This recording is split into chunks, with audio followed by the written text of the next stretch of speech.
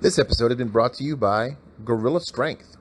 Gorilla Strength equipment is made right here in Kentucky, and it can be customized for whatever it is that you need. Dave and Pam are always there to make sure that you have all the right equipment for any contest you have coming up.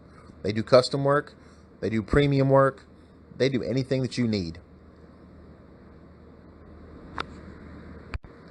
If you're looking for some new equipment for your home gym, for your corporate gym, or just to be able to take around with you anywhere, from chain collars to full racks and everything in between, contact David at Gorilla Strength.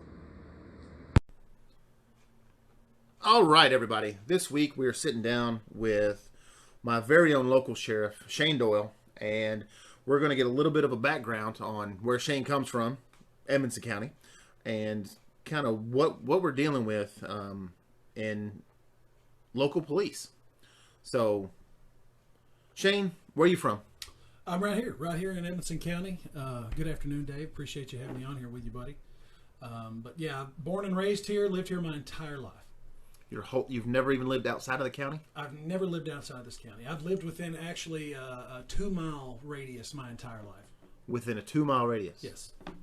That's crazy because I've lived everywhere from Korea to Kyrgyzstan to Washington State to Washington the city, which I never recommend going.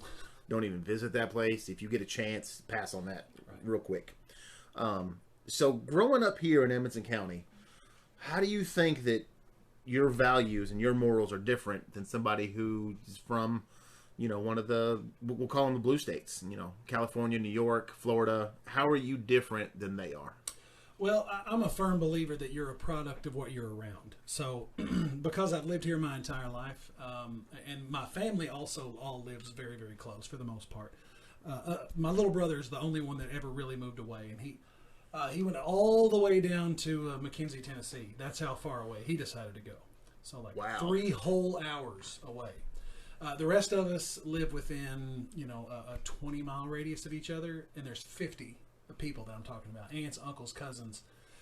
So that's what I've been around my entire life. Now, I say that I would not consider myself to be a sheltered person. I've traveled a lot. I've been in a lot of different places. I've been to other countries. I've traveled all over the United States, and I love to travel. I love to see other things, and I love to expose myself to other cultures, to other ideas. So I'm not a closed-minded person by any stretch of the imagination, but my heart always comes back to this place. And I think it's because of the way that I was raised. My father was a Baptist minister, still is. Raised to go to church every time the doors were open. I've raised my children the same way. And, basically hard work, love of family, love of the Lord, those are the things that were instilled in me. And so, I'm very deeply conservative, and I'm very happy to live in a red state. So when you say deeply conservative, a lot of folks out there, they seem to think that if you're anything other than super liberal and Antifa, then you're basically Hitler just walking around talking about being a superior race. So what does it mean to you to be a conservative?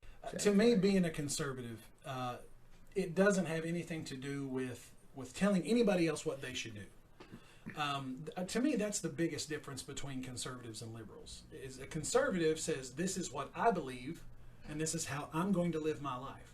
And a liberal says, this is what you should believe, and this is how I think you should live your life. And that's based on experience that I've had interacting with other people, and what I've seen on a national level. Now, because we live in such a small rural area, even the liberals aren't that liberal here.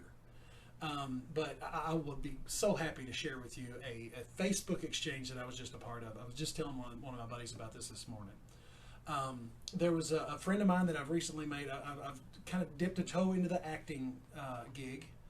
And so I made some friends, and so on Facebook, the U.S. women's national team, soccer team, came up in conversation. And there was a video that was posted of some of the girls, the ladies, I'm sorry, from the U.S. women's national team at a victory celebration parade. and it was like an Instagram selfie style video, and they're talking about the key to the blankety blank city, and just using some pretty rough language, and kind of a real arrogant attitude. And this friend of mine posted the link to the video and said, I think this is a shame. They should carry themselves with more class than this. And, you know, because of this, I don't really want to expose my kids to these kind of people, because I don't want them talking like that. I don't want to hear that kind of language and seeing that kind of attitude. And I weighed in. This was my fault for being an idiot of thinking that I should put my opinion in. But my opinion, you know, I just basically said three things here. These people are in the public eye. They have a real opportunity to influence people for good. And this is a shame that they're using their platform here to say these things and to act this way. Number two, I don't have a problem with anybody. The whole equal pay for equal work thing kind of got brought up too. And I said, you know, when you go into a business, you should understand that whatever value you bring to that business in the private sector, that's the money that you make. And there are other pro sports out there that make a lot more money than American soccer. And so regardless of how hard they work, regardless of what their ethics are, you know, the work ethic is, and their personal value doesn't have anything to do with the amount of money they should make. And then, you know, it only has to do with the amount of value that they bring to that business. And then lastly, I said the American flag should never be disrespected. It doesn't matter what subset you consider yourself a part of, whether you're white, black, gay, straight, poor, rich, you know, identify as an attack helicopter or as a chinchilla, whatever it is that you identify yourself as, we should all be able to agree that we are Americans. And the American flag is a physical representation of that, and it should never be trampled on, and it should never be disrespected, because it is kind of one thing that should bind us all together, no matter what else you consider yourself. And out of me trying to be as respectful and vanilla as I could be about those ideas, one particular person, I won't say their name, someone who had also done some acting, says, oh, get off your high horse. You've never been oppressed by anything in your life. You don't know what it's like. Those soldiers fight and die so that we can protest these things and the injustices. And then started accusing me of threatening him. And it was just nuts and completely unhinged. And there was a couple other people that were like, dude, chill out. He just kind of gave his opinion and you're freaking out. And it really opened my eyes, because this was the first time that I'd ever really had to deal with somebody from a very liberal-leaning ideology that said, you can't tell me how to live my life, when I never did such a thing. I just said, this is kind of how I feel about it. This is my personal opinion. And said that. And they were like, you don't tell me what to do. I know. So you're not on Twitter, are you? I have a Twitter account. I'm not active. Because that's all Twitter is a bunch of hate. That's all it really comes across as. So with the right and the left and the way that people view these things, you never being oppressed, which I chuckle at, because every human being on this planet has dealt with some sort, in some way, oppression. Some way more than others. Of course. And I don't demean anybody who's ever been through it, but everybody has some understanding of it. We all know that it's wrong. We all know that it shouldn't happen, and yet people continue to do it. What I've seen as of late is the left is much more oppressive than what the right is. Of course, I live here in a red state. I've lived in blue states. I've lived in red states. I've lived in red countries and blue countries, right, and to see how they kind of function. And I always come back to a more moderate right standing.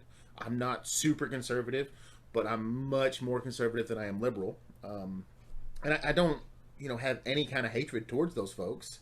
I just really wish everybody would toughen up a little bit, take some ribbon, and, go about their day without, trying to hurt other people. Right. A story, came up recently of a journalist who's in Portland. And are you familiar with this guy in Portland? She had been trying to make some of those changes before I had my surgery. Most of my bad decisions probably happened when my wife wasn't there. Honestly, at work, going out to eat, snacking around different times, stop at the gas station, getting a pizza roll and a Reese's cup, those kind of things. I do recall several meetings You we used to have have seen those. at the Mexican restaurant. Used to be every Wednesday, then turned in every Thursday. Then Josh opened his restaurant, and they all stopped. And it was, Nobody went over there anymore. That's right. Like, we still went, but never as a group. Right, that's right. I've probably had more dinners in this town with police officers than I have with my family. Yeah. Because all I've got left is my dad anyway, so it's like, he's okay. So I've had a lot of meals with you guys. Then I've seen the way everybody eats. And what I've noticed is every cop who sits down, this goes for sheriff's office or, PD, they eat as fast as they possibly can because they're going to get a call about something. They might be back in 30 minutes because it might be something really dumb. Right. But they're going to eat as fast as they can because they don't know when they're going to get to eat again. That's exactly right. And that's a rough mindset. And I see our entire police force slowly but surely gaining weight. Yeah. They all are. I think probably Chief of Police in Brownsville is the only one I see not gaining weight. Right. But everybody else is getting a little bit bigger over time. Because I see him periodically. Right. So when I see him once a month, I go, oh, he's gained 3-4 pounds. Right. He's gained 10. But that's the life that I live. Sure. I'm always looking at people's posture and everything else. Right. It's like all the weight that you've lost, you just spread out and gave to everybody else. So with your house being like that, you spend more time here than you do at home. Oh, no doubt. You're a sheriff more than you are. It's hard to say, but you're a sheriff more than you are a father, a husband, and well, being a sheriff coexists with everything else. I never get to turn that off. Yeah, it's all the time. Your phone could go off at any time. Luckily, I have your number and you respond to me, so I'm thankful of that. Yeah. But I mean, at any time you can get that call. Hey, you got to go. There's this wreck. There's this domestic. There's this thing going on, and so you don't know. So how much of this lifestyle can transfer into work and help the people that you trust your life in the hands of Wally and Jordan and everybody else that you've got. Right. So how much of that can you bring to them? Well, how responsive are they? Well, here's the hardest part for me. That for 37 years of my life, I'm 39 now. Mm-hmm. So for the first 37 years, I ate what I wanted. I drank what I wanted. I didn't really exercise, and I didn't care because I thought I'll be fine. And now I've made a change in my life. It's really going to be hard for me to come to somebody and say, "Now this is what you need to do." That makes you one of those born again Christians, or the smokers that quit, or the alcoholics that are in remission. Right. I don't ever want to despise those folks. Yeah, no. I don't ever want to be the guy that because I've done something that I think everybody else should do it, and I think that goes back to the conservative versus liberal mindset that we talked about at the first of the session here. I like how that came full circle. Yeah, buddy. I want to encourage everybody to be the best version of themselves. And I didn't do that for a while. I wasn't the best version of me.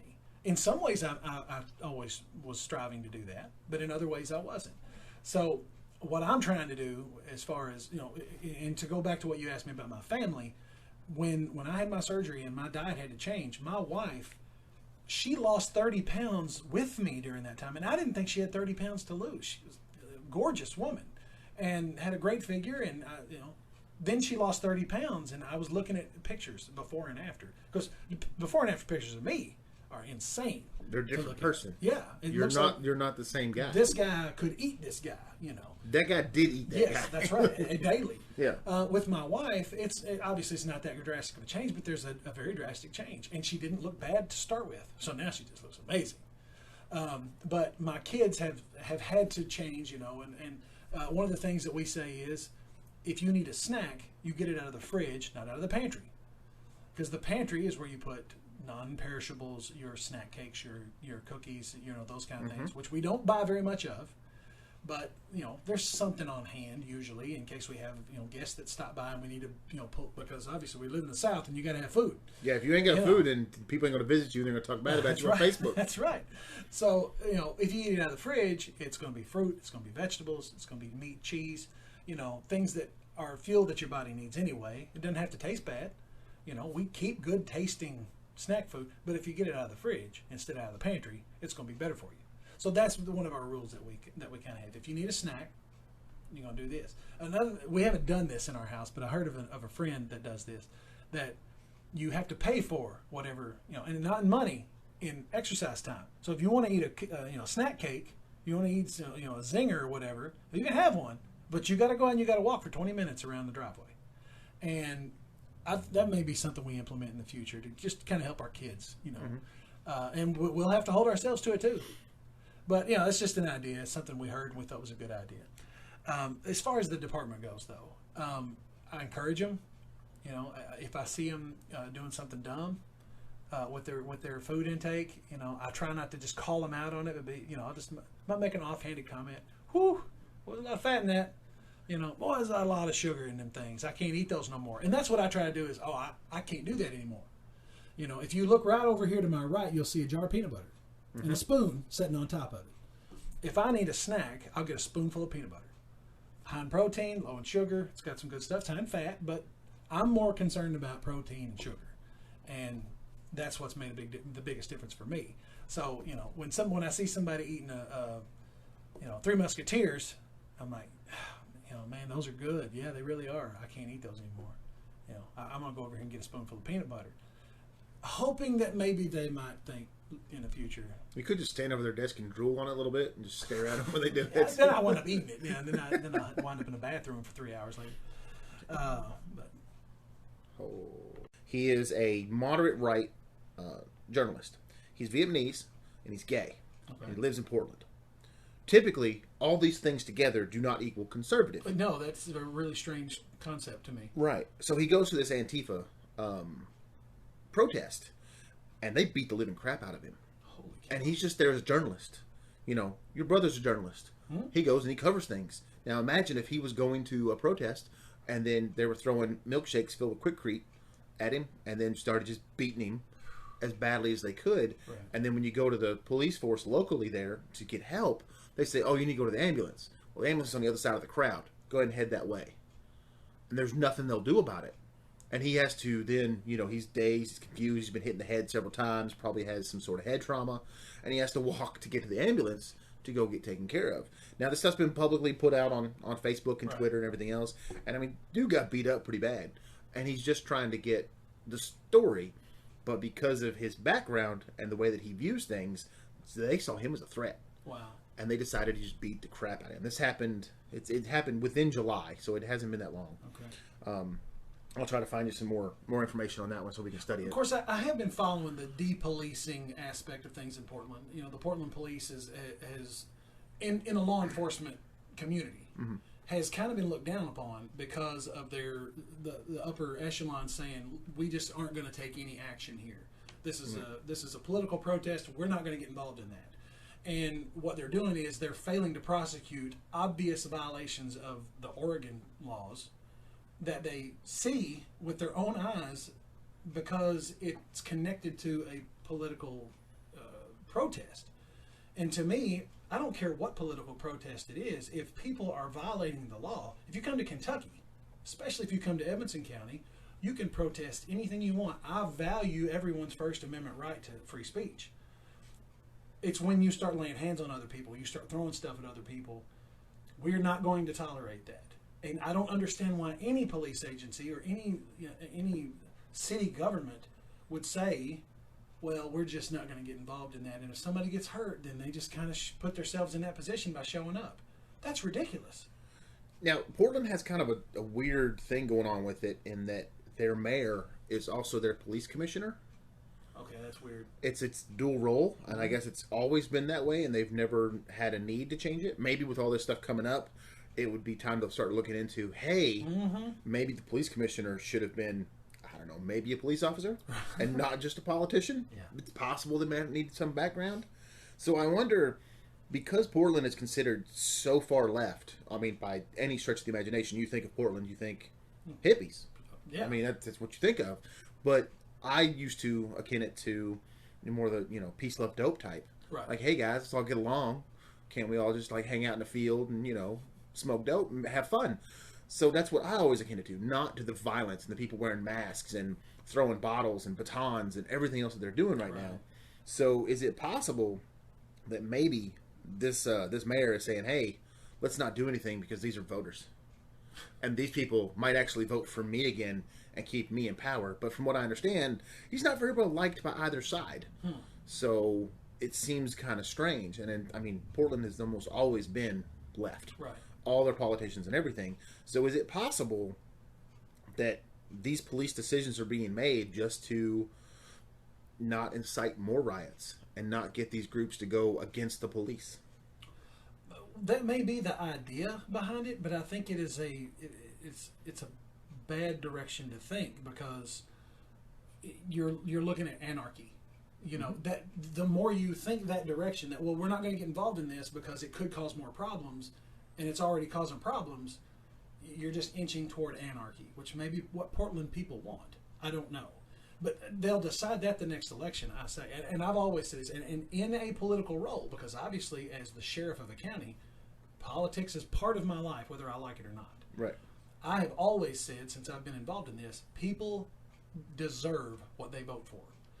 If the majority votes for a mayor who is also the police commissioner, who doesn't want their police department getting involved in these kind of things, and it causes personal injury and property loss, then those people in Portland deserve whatever happens there, if that's what they voted for. And if they decide to vote in a mayor who says, you know what, we need a little separation, let's put an actual cop in charge of the cops, and we're not going to tolerate this, and if the people don't like that, then they can change that back again. But I mean, it goes back to my original thought of, you deserve what you vote for. The majority, you know, whatever the majority votes for, that's what that place deserves. And that's how I sleep at night, knowing when I go to work, every day that I go to work as an elected police officer, I could be upsetting part of my constituency. You know, and I would say almost every situation that we respond to, there's people that will like what we do and people that will not like what we do out of every situation. More times than not, people don't like it. Well, at least that's what we hear. You know, people don't come up and pat us on the back and say, hey, I just want to let you know you're doing a good job. That just doesn't happen in law enforcement. Right. I figured the majority of what you hear is a squeaky wheel. Yes, and absolutely. people that scream out, man, I can't believe Shane did this to me, and this is absolutely unheard of, and he didn't do it to like 14 other people that I saw doing it. And I'm like, well, did he see them do it? If he didn't, you really can't arrest them. Well, I wish I had $1 for each time I'd been sent a screenshot of something somebody posted on social media that was against me or the sheriff's office or one of my deputies, because I wouldn't have to work anymore if that were the case. I get them multiple times a week. I get a screenshot from somebody about something that somebody had to say about. It's usually the same people though, and that's what I figured out is most people around here, at least, most people are good people. They like the cops. They like what we do. They just don't say it. They're not real vocal about it. And the ones that don't, that complain all the time, it's the same 10% of people that complain and then chirp at each other. And so you might see a Facebook thread with 200 comments on it, but it's the same 10 people yelling back and forth at each other. It's not 200 people that don't like what's going on. And I had to understand that so as not to lose my mind every election year. Because it'll wear on you, man. It really will. When you're trying to do the right thing and you're trying to help people and you're putting yourself out there. I'm sure it's not just law enforcement. It's not just me as the sheriff. Any elected politician, somebody's going to complain about it. And if you can't grow a little thicker skin, it's going to be tough. I have a rule. I don't read comments. I won't do it. I won't go down that rabbit hole. Because the minute that you start to respond, it's going to get bad, because you cannot change anybody's mind on social media. I don't think anybody's went to Facebook and said, you know, I'm going to be open-minded today and see what I can learn. Nobody's doing that. No, they're not. So you go on there, and basically the way that Facebook is set up, the way the algorithm is, it's set up to put negative things in front of you because you're more likely to engage on something negative than you are on something that's positive. That makes a lot of sense. So a lot of my own social media feed is blocking people or unfollowing them. Yeah. Because like they'll put up something super political, right or left, either way, I don't care. And I'll look at it. I'll go, I do not agree with this. I think this is silly. Then I go to their profile page and look at the last 3 things they posted. If 2 of them were like a lifting video and some puppies, then you know what? I'll keep them on. Right. They'll be able to stay. But if the last three things were anti-Trump or anti-Hillary or anti-whoever, Right. unfollow. I'll remain their friend Of because, course. hey, we have some interest in, strength, powerlifting, strongman, whatever it is. That's fine. But if you're super political, I'm not going to follow you. I don't want to hear it. I don't want to deal with it. And, this conversation here is going towards the political side because I want to know your view on it. Sure. Because nobody in the media right now goes to see what the conservatives are saying. They go off whatever Trump said. That's it. That's clearly he is the voice of the people, and everything he says is what all conservatives believe. No, it's not. That's not fair. He says crazy stuff, but I think he does it for a reason, because It gets a rise out of people. It gets his face on the TV. It gets his voice on the radio. He spent the least amount of money out of anybody in the election. Anybody. He spent the least because everything for him was free. Yeah. Not because he's privileged. No, because he said stupid stuff. And so all the news stations went, look what Trump is saying. You elected him by putting his face out there so much. You didn't go to Mike Huckabee. Well, they say there's no such thing as bad publicity. I mean, and I don't necessarily agree with that, by the letter, but Donald Trump is, case in point. Yes. And everything hits him and slides right off. Yeah. So, he sleeping with a porn star. Okay. Next. He does not care. But meanwhile, you got Bill Clinton. Got some extra special treatment in the Oval Office. Yeah. Impeachment immediately. Yeah. Wait a minute. Hold up. What's happening here? If we had Twitter back when Kennedy was in office, oh gosh, Lord have mercy. Johnson. Oh God. Yeah. Or you go even farther back. You go to Lincoln. Oh sure. He would have said some stuff that was silly, but he had enough time to write everything out, say his speeches, do his public appearances, and that was it. Nobody heard what happened behind closed doors. Right. Now everything is out there. Well, the argument could be made though that we're better off because of it, because we actually should know what we're voting for now. There shouldn't be skeletons in the closet that you'll never know about anymore, because there's so many lenses out there to capture what you're doing. And if you follow me around long enough, you're going to catch me slip and say something that is, that somebody's not going to like, that even my own supporters may not like, because I'm human, I'm not infallible, and I'm going to get upset sometimes. I'm going to say something that I may regret sometimes. I may say something that normally I would never say in front of a certain group of people, but that it makes me try to be more honest with myself. It makes me watch myself more and try to live my life in a way that it's a positive influence for other people. And because I know there are lenses and there are ears that are going to catch me, and as long as they catch me being consistent, then at least everybody knows what their choice is. And maybe that's better, because you can't fake it anymore. That's an idea I've had. I don't know if it's right or not, but it's just something I thought about. So at what point did you decide, hey, I really want to go be one of the most hated people in America and be a cop? Well, when I got into it, it was right at the time. I've been doing this for 15 years, Dave. So, it's been 15 years ago, there wasn't a mass hatred for police. There was still a lot of public respect, or at least implied respect.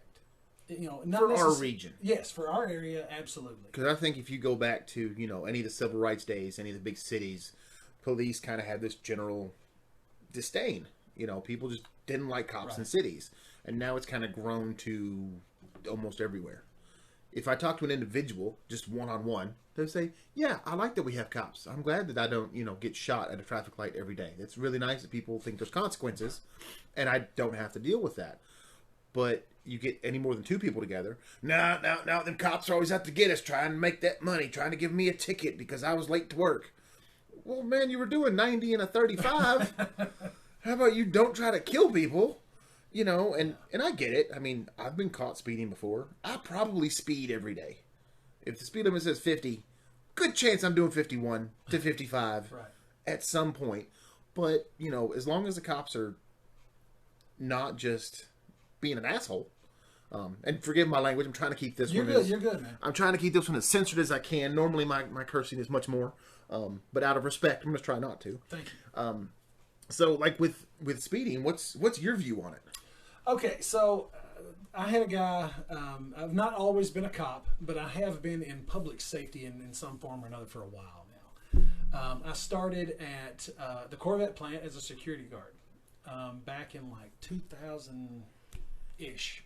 I can't remember exactly when, but I was a security guard at the Corvette plant, and that's I worked with a lot of various group of people, and there were some people that were Wiccans on one side of things, and then there were like U.S. Army vets and retired cops, and so there was a retired cop that I got to hang out with one time. I thought I might want to be a cop. See, my uncle was a trooper. So to answer your question from before, I kind of wanted to be a cop when I was a kid. We had the DARE program. The sheriff came in, taught DARE to us when I was in the 5th grade, and I thought, man, that's cool. I think I might want to do that when I get older. And then, but I was kind of timid. I didn't like confrontation, and I thought, I'm not cut out for that. And as I got older and I went to college, I thought, well, maybe I want to be a marriage and family counselor, because my friends always, when they had relationship problems or trouble at home or whatever, I was the guy they would come talk to. And so, a lot like my dad in that way. My dad being a minister, he kind of wired that way, and I took after him a lot. And so I thought, that's what I want to do. But then my uncle was a trooper, and I did ride-alongs with him. And then my best friend went to state police, and I was doing ride-alongs with him. And I realized this is something that I really do enjoy. And I like being around these people. They're good, good-hearted people. And the idea of actually going out every day and trying to make a difference for one person, that was a great idea to me. And so I decided to give it a whirl, see if it would work. And my original plan was to go work at a local agency for about a year, get my feet in the water, and then go state police. Because state police, they had the best cars and the best guns and the thin gray line, and and don't get me wrong, I'm friends with a lot of troopers. I know the commissioner. I mean, we're not buddies or anything, but I've been in class with him, and I have a lot of respect for those guys. But I came to realize when I went to work for the sheriff's office that the troopers aren't better than the city and the county departments. They're just different. They have a different focus, and I really like the local aspect of it, especially being here at home with the people that I cared about the most. And so when I got this job with the sheriff's office, the hardest part was also the best part, which was policing your own people. Because it's hard to police your own people, but it's also very rewarding when you can help your own people. So that's why I decided to stay with the sheriff's office. I never, once I did it for a little while, I never gave any thought to going state police or going to another bigger department, even though I could have made a lot more money. I could have been given a lot better equipment at the time. And 15 years ago, there was still a good attitude. But the sheriff's office kind of for a long time had been viewed as a second-rate department just because of the training standards that were there for those guys. There weren't any for a long time. And then the state made some legislative changes, and now there are rigorous training requirements and education requirements for being a law enforcement officer. And so I went to the academy. I graduated with the top honor they had, which was called recruitive distinction. You had to have a real high, like a 95 average on all the tests, and no documented disciplinary issues, and effort put in, and I was very proud of that. And so, being in law enforcement on a county level is, it's the greatest reward, of anything outside of my family or my church. It's just so rewarding, and it's a real sense of accomplishment because I get to see actual results of making a difference in my community. So, you say policing your own. How many family members have you had to arrest? 2. A great uncle and a first cousin. Was that any harder than anybody else? It's tough. It sucks, man. It really sucks. Because it's hard to have to look that person in the eye later, around the dinner table, at the church. But, because nobody's perfect. And I don't expect anybody that makes a mistake to just stay there forever. I want them to get better. I want them to do better for themselves. So, I'm not going to refuse to go to dinner with them, when it's Sunday dinner time, or I'm not going to go to a different church because my cousin who got in trouble and did some stupid stuff once, wants to try to straighten his life back out. I'm not going to do that. I'm proud that they want to be better. But it can be awkward, you know, and it's not just family. You know, this is a small county. We only have a little over 12,000 people in the whole county. And so odds are wherever I am, if I'm in this county, I am within, you know, a stone's throw of somebody that I've had to either arrest, write a ticket to, or I was there on one of the worst days of their life. And one of the things that I've had a lot of people ask me is, how hard is it knowing so much about all these people? And it's really hard, because when you're in the position that I'm in and you have to see people on their worst days, you know about their marriage troubles, you know about the time their kid did something really stupid at school and got caught with something that they weren't supposed to have. You know about the time that they were drinking and driving and they had to, you know, go to jail. You know about the time that they got caught with somebody else, you know, in the back of a car that they shouldn't have been with. And, you know, all of these things are real examples that thank God I don't have to tell their names. And I'm sure they're really happy about it too. But I know all these things, and I have to lock those away. And the next time I see them, I still have to be the same guy that I am. And I have to treat them like they're the same person that they were before. Because, again, a mistake, a misjudgment, does not give me the right to judge them for the rest of their life. You know, because I have to judge every situation based on what little information I have right at that moment. And I have to decide, is this something I need to take action on, or is it not? If I do have to, the next day, I still have to be able to walk by them in the grocery store, look them in the eye, give them a head nod, and say, if you need something, you can call me, and I'll be here for you. So there's not a line for you where somebody goes from being a person to a degenerate? No, there is. There absolutely is. And to me, it's a blurry line. But it's basically, do you have a pattern of bad behavior? Yeah, they've Or been do arrested you- 12 times, Right. and they're still going to church, and they're still on that high horse. They're still trying to say that they're And doing good. there are people like that. And I just, instead of denigrating them, I just choose to stay away. But I still have to be available to help. You know, and there's an old statistic out there. I don't know what it's based in, but I believe it. And that is that 10% of the people commit 90% of the crimes. And 90% of the people who are victims of crimes are perpetrators of other crimes. So a small number of people are the victim. Most of those are also criminals. So, you know, that's just an interesting, you know, statistic that I learned in college when I was had a criminology minor at Western. And based on the calls that I get, we get calls from people who have been on the wrong end of the law a lot more often than we get calls from your regular everyday Joe that gets up, goes to work, takes care of their family, comes home, eats dinner, goes to bed, and does it all over again the next day.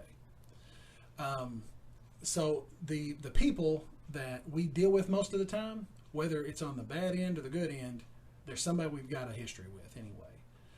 I still have to be able to help them. So, you know, that's my whole point of that story is I have to be able to enforce the law and do my job, whether I like the person or don't, whether I've arrested them 10 times, one time, or no times. And it's you know, sometimes I have to ask myself, is it really worth going to all the trouble that I am, putting my life out here on the line and putting my deputies' lives on the line to help these people that don't like me, that we'll probably wind up locking up the next time that we see them instead of, you know, solving a crime for them. You know, get somebody's stolen stuff back. Crap, they might have stolen from somebody else. But we have to go with the information that we have. So anyway, back to your, is there a line that they're a degenerate or they're not? Is it a pattern of behavior? Do you have a pattern of good behavior with a few missteps? Or do you have a pattern of bad behavior where you accidentally were on the right side of the law a few times? And the good news is most people, they're good people that make some mistakes sometimes. And I choose to look at people that way, and I'm naive, man. I still, even after 15 years in law enforcement, I'm naive. And I will give people the benefit of the doubt way more than I probably should. But it helps me sleep at night, knowing that I'm not just walking over and judging everybody, looking down my nose at them, when I know their deepest, darkest secrets, and I'm just choosing to say, you know what, maybe it was just a mistake. Maybe you just accidentally got caught doing something stupid. Maybe you got caught up with the wrong people. Maybe next time it'll be better. And I got to do it that way in order for me to be able to sleep at night. Right.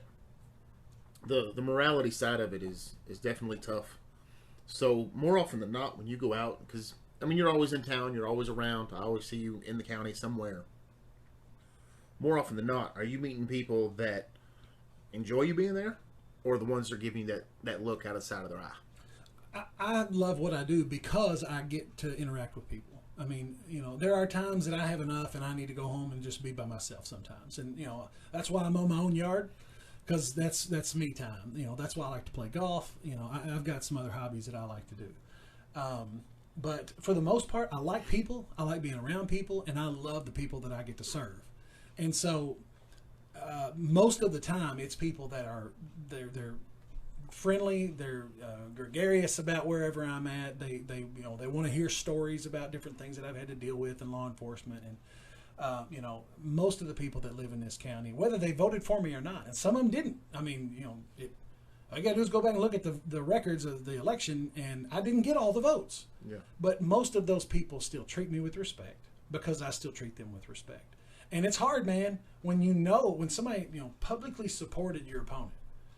And the way I look at it is, you're trying to get me fired from my job. Because I don't own the sheriff's office, but right now I am the sheriff. And if I'm trying to become the sheriff for another 4 more years, and you want somebody else in there, you're trying to fire me. And that's hard. It's like reading negative comments. Yeah, man, it sucks. Yeah. But if I don't know what people are dissatisfied with, I can't change anything. Maybe something needs to be changed, maybe it ain't. And if I'm not going to change it, I'll just tell them, you may not like this, but this is how I do it. And I've had to tell several people that. But still, they're respectful to me. I'm respectful to them. And if they need something, I'll help them. And then next election, hopefully I've earned enough of their respect that they do want to support me again. And I always put that message out there in the media whenever the election's over. The 2 elections that I've ran, I've won. And then what I put out there is, hey, thank you for those who supported me. For those of you who didn't, I want to earn your support in the future. And I want you to feel like you can call and get help. So most people like us. How long were you with the sheriff's office before you decided, I want to be the sheriff? 11. Well, before I decided I wanted to be, before you decided you wanted to be, and then before you took action to it. About 5 years. About 5 years before I decided this is what I want to do. Okay. It was 11 years before I ran. Why'd you wait? Well, the sheriff that, when I decided I wanted to do this, the sheriff I was working for resigned midterm and retired. And there were a few of us that were vying for the position to be appointed so that we could run. So the whole process, when a sheriff resigns in the middle of a term, the judge executive then has to appoint a replacement. And there are no requirements other than you have to be a U.S. citizen, you have to be a citizen of the state of Kentucky for 2 years, for 2 years. You have to be a citizen of the county for at least a year. You can't have any felonies, no domestic violence. That's it. And you can't be a dishonorably discharged from the military. So anything to be any law enforcement officer, those are the requirements. You don't have to be certified to be sheriff. You don't have to go to the academy. You could be a farmer. You could be a transmission mechanic. You could be completely unemployed and still be the sheriff legally. Whether it's a good idea or not is a whole different conversation that we don't have time to get into today. But that might be its own podcast. Yeah, that could very well be. Yep. But in order to be the sheriff, that's all it takes, and the judge executive has to appoint that person. So me, another deputy, we tried to be appointed. There was the Brownsville City Police Chief at the time. He wanted to be appointed. There was a couple more people that wanted to be appointed. And the City Police Chief, he was a retired trooper. It was a safe political move, and it made a lot of sense because this guy was a retired trooper, 25 years experience, had been the Brownsville City Police Chief for like 3 years or something, maybe more. And that person was appointed sheriff. I went to work for that person. Actually, I was working here. I stayed in the office. I was actually offered the police chief job at Brownsville, but I'd already given the sheriff my word that I would stay with him. Not on the condition, but under the auspices. So did he hold both offices at the same time? No. He had to resign from city to come to the county.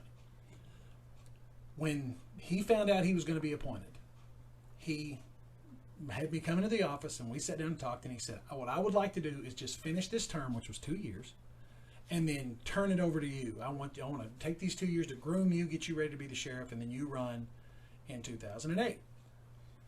That's awesome. And I told this guy, I told the sheriff, I was like, okay, well, I'm going to try to win the nomination, the Republican nomination, so that I can run. And I'm going to go against you for that. If you beat me, I will support you. If I beat you, I want you to support me. And he's like, yeah, no problem, man. That sounds great.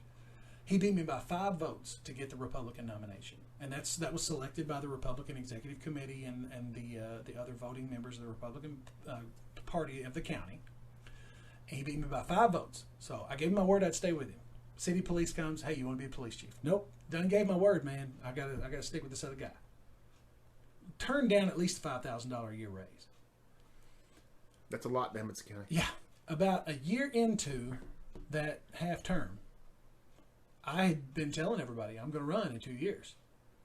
The sheriff then says, I think I'm going to run. I think I'm just going to go ahead and run one more time.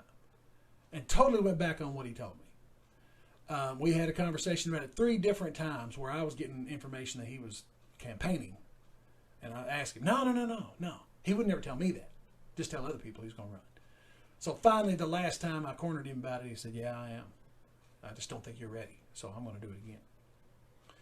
So I was very upset. I chose not to get involved in that election at all. One of the other officers, another retired trooper, ran and won. And I went to work for him. And I told him, I don't care how much you win by. I don't care. I'm going to run in 4 more years. So if you're planning on running for another term, just get ready to fire me because I'm going to run. And he was like, no, I'm not going to do it. I'm not going to run again. I just want to do this 4-year term. I was like, yeah, I heard that before. And he was like, no, I'm telling you the truth. And he was honest. Mm-hmm. He worked for 4 years. He helped me immensely. And then I decided to run in 2014 to take office in 2015, and I won. Okay. So when is the next election coming? Well, we just had one last year, so it'll be 2022 will be the next election, and then to take office for a 3rd term in January of 23. Well, you are like half the person you were a year ago. So I mean, is that a compliment? Yes, okay. I'm going with compliment. Physically, yeah. Yes. So going with that line, let's talk about this weight loss. You weren't always a huge guy. No, I remember you in high school. You were larger than average. Yes. But not always as big as you were like a year ago. Right. So, how long did it take, and when did you reach your biggest point? Okay. You said this is it. So I have always been a big person. I mean, I've always been bigger than most of the people around me. And I'm tall. I'm 6'5", so I'm a tall guy. And I've always carried my weight pretty well. But like when I was in the 8th grade, I weighed 240 pounds. I was a big 8th grader. And then through high school, I played some sports and I lost a little bit of weight. And then I got a girlfriend, so I started, kind of watching myself around food and stuff. And my metabolism kicked in finally. And so when I was a senior, I was down to like 200 pounds at 6'2", and carried it pretty well, and was more athletic cut than I was heavy, but I was still a bigger dude. And then my freshman year of college, I didn't gain the freshman 15. I gained the freshman 100. I gained 100 pounds my freshman year of college. Jesus. Yeah, nuts, man. Did you live at Papa John's or what happened? Taco Bell, Papa John's, Waffle House more than anything else. I was the lovely Waffle House by Waffle Western. Houser. Oh, I've been there many times. Yes, yeah. And scattered, smothered, splattered, and everything else, with about 2 waffles per meal, and it went out of hand, and I ballooned up, and I kind of yo-yoed back and forth. I tried the fad diets, the Atkins diet, with the low carb, and then I tried the Weight Watchers thing, and my parents were after me, not like they never made me feel bad about it, but they were like, we're worried about you, you're going way overboard with your weight. You need to get healthy, and so they tried to help me, and I would lose I'd lose 40 pounds, and then in 2 months I would gain 45, and then I would lose in 30 days I'd lose 30 pounds, and then I would gain in the next 3 months 35, and so I was yo-yoing back and forth, but always I would end up heavier than I was to start with, and I met my wife. And I lost some, went to the police academy, lost some, got down to about 320. When I met my wife, I was at about 350. got down to about 320 in the academy, and a lot of that was muscle change. I was smaller than a 30-pound loss. It was a big difference for me. But then just the being forced to exercise thing, with you being a vet, you understand what boot camp was like, and being forced to work out by the military. We were being forced to work out in the academy. And when I got out and there wasn't somebody there standing over me saying, okay, now you have to run, I was like, screw that, man. I'm never running again unless there's a dude chasing me. And if he is, shoot him. And so, I got really sedentary. And then, my wife and I had children. So, I was trying to deal with them. And then the stress of law enforcement and the shift work also kicked in a lot. There was a lot of, fast food meals, late meals when you're working late shift and you got to, eat supper at 11, work till 2, get off, go straight to bed. And I just continually gained a little bit of weight every year. And I got, the biggest I ever got was 404 pounds. And I could have been bigger, but that was the highest number I ever saw on a scale. And when I realized that I had eclipsed 400 pounds, I was very upset with myself because, I knew I was hovering, but I'll never get over that. And there was just something about that number that freaked me out.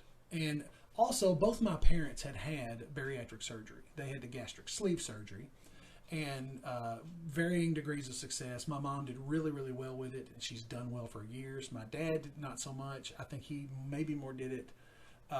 He wanted to lose weight, but I think mom was kind of pushing him to do it, and his head wasn't maybe in the right spot, as it has to be for it to work. So I did have bariatric surgery in October. And I actually started the process in August of 17. My insurance wasn't going to pay for it, so I had to switch insurance companies and had to, go through a lot of hoops. Monthly doctor visits for 6 months, 7 months, and then there was visits with psychiatrists and dietitians and surgeons. And went through Vanderbilt. Can't say enough good things about Vanderbilt Weight Loss Surgery Center and all the people that work there. And my head actually got in the right spot. I mean, it really did. And I realized I've got to, not only am I going to have a physical change inside my body, but if my mental capacity doesn't change for food and what it's supposed to do, then I will not be successful. I may have a little initial success, but it won't stay that way. And so I've been just a little under a year out now. Well, in October it'll be a year. And I've lost 133 pounds so far. I'm down to 271. And I feel so good. I've said this many times. I didn't know I felt bad until I started feeling good. But it's not just surgery, and some people say, well, that's the easy way out. It's absolutely not the easy way out. How much did that surgery cost? Well, the total bill, when you add the surgery, the surgeon's bill, the hospital bill, and the anesthesiology bill, it was a little over $90,000. That's not the easy way out. And that's more than 3 times most people's income in this county. Now, insurance covered almost all that. So thank God for that. Yeah, no. I couldn't have done it if it hadn't been. I don't make a bad salary as sheriff, but I don't make anywhere near that kind of money. You don't have just $90,000 laying around? I don't. It's crazy. People think that cops are rich, though. I mean, you guys make all the money. If we could do roadside ticket collections, maybe, but we don't do that. Yeah. That's been discouraged since the 70s. Yeah, they do that in Italy, though. Oh, do they really? Yeah, I'll tell you a fun story about that in just a minute. Yeah. But anyway, so yeah, the insurance covered almost all of it. I think I was out of pocket a little over $4,000, which made it a lot easier to stomach. LOL. But and I've done really, really well. But again, my mindset's changed. I look at food as fuel, kind of. A friend of mine, Eric Roscoe, he's a Navy vet. He was a hospital corpsman in the Navy, and Eric, he's awesome. He's actually supposed to be my next guest on the podcast. I was going to ask you if you could get him on here, because I'm sure he'd be great. But anyway, he put it to me, and this was back when I was still super fat and not thinking about weight loss surgery. He said, you got to look at food as you have to eat to live. Don't live to eat. And man, here in the South, everything is centric around food.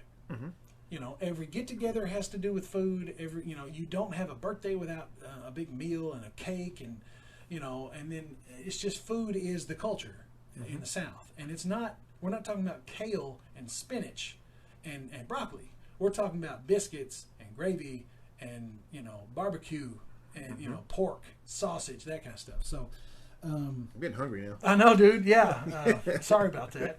It is Sunday. Sunday dinner should be happening somewhere. I need to find somewhere to go. But anyway, so that's my mindset had to change, and it has. I still do enjoy the way food tastes, and I'll still enjoy a slice of cake. But instead of a slice of cake, the size of my hand, it'll be a slice of cake the size of one of my fingers. Instead of eating a bag of chips, I will eat 2 potato chips because everybody knows you can't eat just one. That's right. I was just thinking as you were saying a bag, it's like there's a you can't eat just one line coming here. So it's just my mindset's had to change, and I've been successful because of it.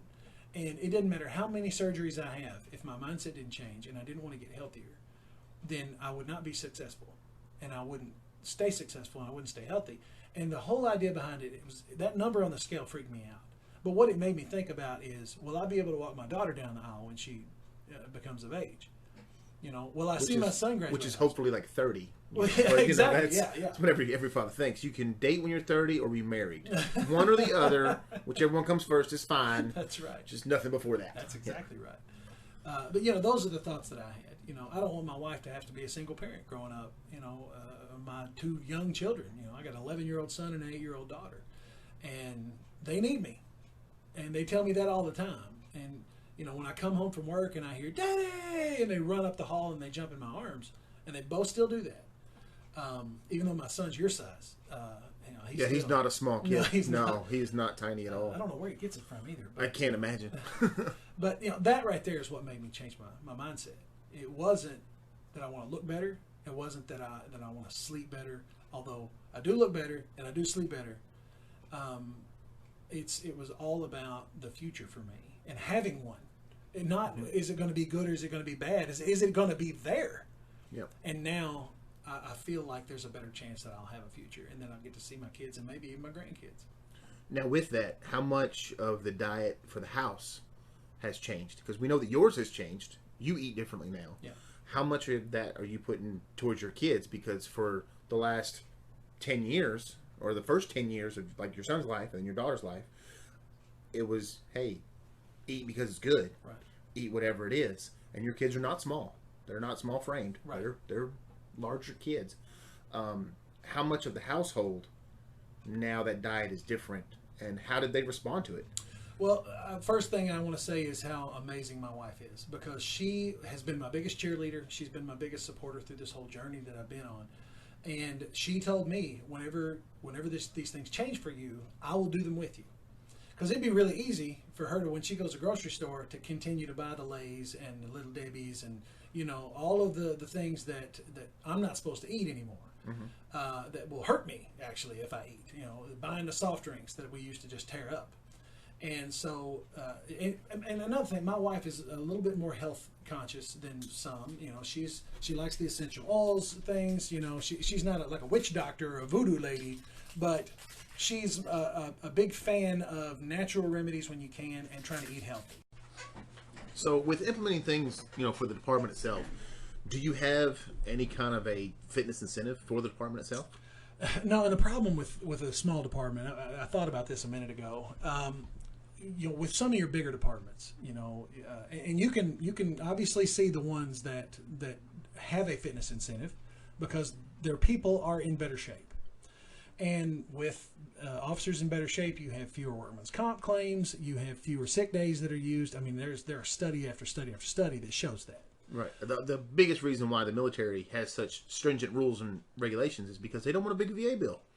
I understand. That's exactly it. Like when I was in, if you had bigger than a 39.5-inch waist, you were going to have heart disease. It's like, no, that's not really the way it works, but I get it. It's all based on money because I'm more apt to be susceptible to these types of diseases and other things than a guy who's 125 pounds. Obviously. Smaller than me, but we're both expected to do the same exact job. Right. We don't do the same job. I do carry more than he does, but we're both held to the same standard. Right. So because of that, it's cheaper to fly that guy who's 120 than it is me who's 300. They're like, okay, multiply that by 300 people, put them on a plane. Well, that's a lot more fuel I got to have to fly a fatty over here to get to the desert versus the skinny guys. Right. So I see monetarily why it's like that. So then that's my question to you. Budgets have been slashed We hear about it at fiscal court. I see that stuff on Facebook because I actually follow that part. Right. You guys' budget has been just destroyed. I mean, it's like at really, really low numbers. Yeah. You got no overtime. You got no extra time to put more cops out on the road, which we need because it's not a huge county. We don't have a lot of people cover every single corner of it. Right. And there's a lot of places in this county that are 30 minutes away from everything. Yeah. So a fitness program that you could possibly instill, and again, you compare it with the larger departments, you can tell. How do you apply that here? Well, it's really hard. And I want to cover something you said just a second ago about the budget. Because if you look at the overall number of our budget, they have steadily increased. For the most part, there was one year it was higher, and then it dropped back down, and then so but you can't just look at that number. And that's what really aggravates me is, the people who are in charge of approving my budget. I make the budget. Then they approve it or they don't, and then they make line item cuts or whatever. And those are our magistrates. What they'll do is they'll look at the overall bottom number and they'll say, well, it's higher than it was last year. We're giving you more. But what they fail to take into consideration is, well, most of that is retirement. Most of that is insurance. Most of that is workman's comp. That's fuel. The things that we have no control over whatsoever. When the retirement board comes down and says, oh, by the way, we are raising your mandatory contribution number from 22% to 24%. We have to come up with that money.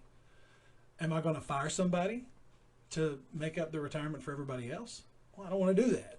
So while the overall number does continue to increase, the fiscal court says, well, we don't have any more, so you're going to have to make cuts somewhere else.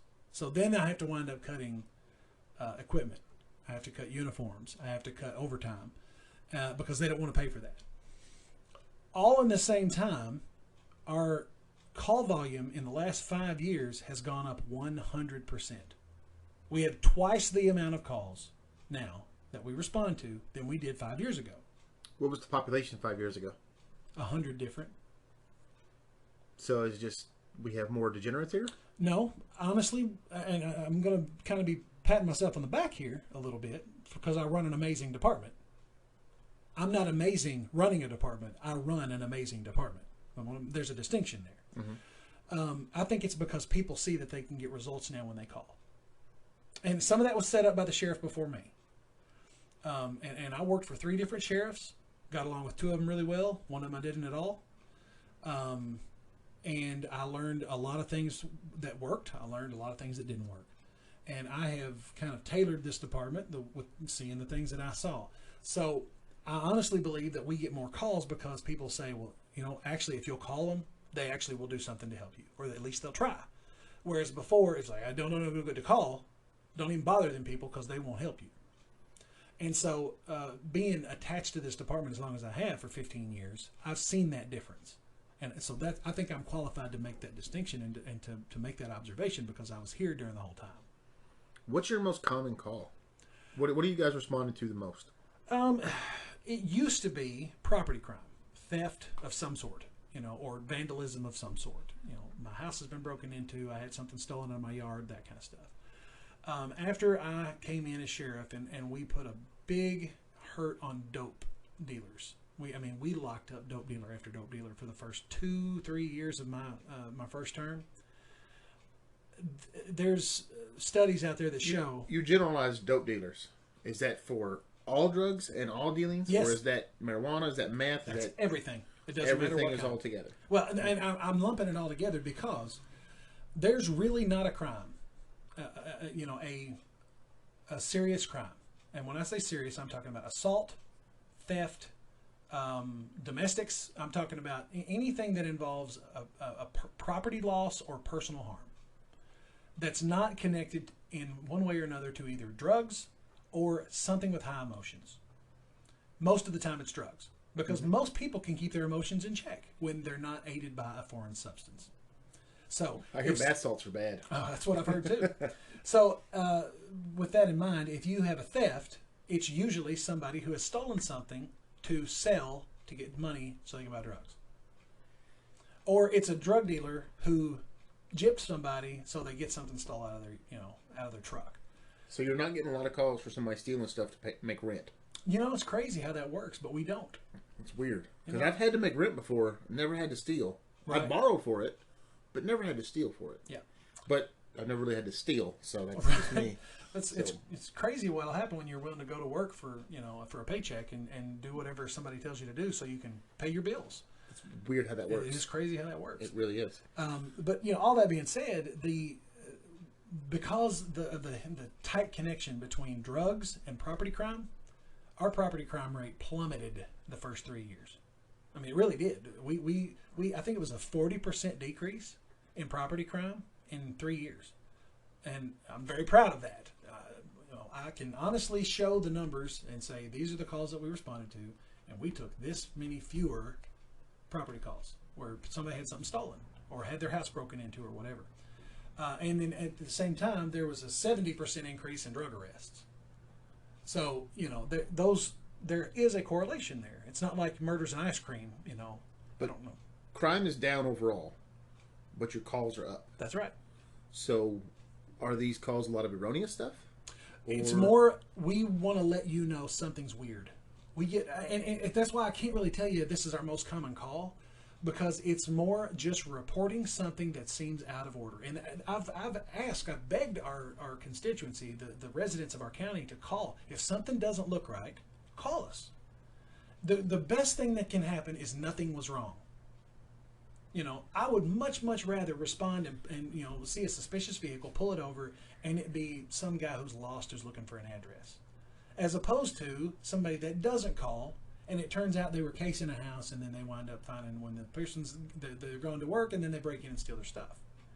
So I've tried to beat that in everybody's head of the best case scenario is you were wrong and nothing's wrong. The worst case scenario is you didn't call and something bad happened. So we encourage people to call, and people do. Hey, there's something weird going on over here. There's a guy, he looks suspicious. He's walking down the road. We go check him out.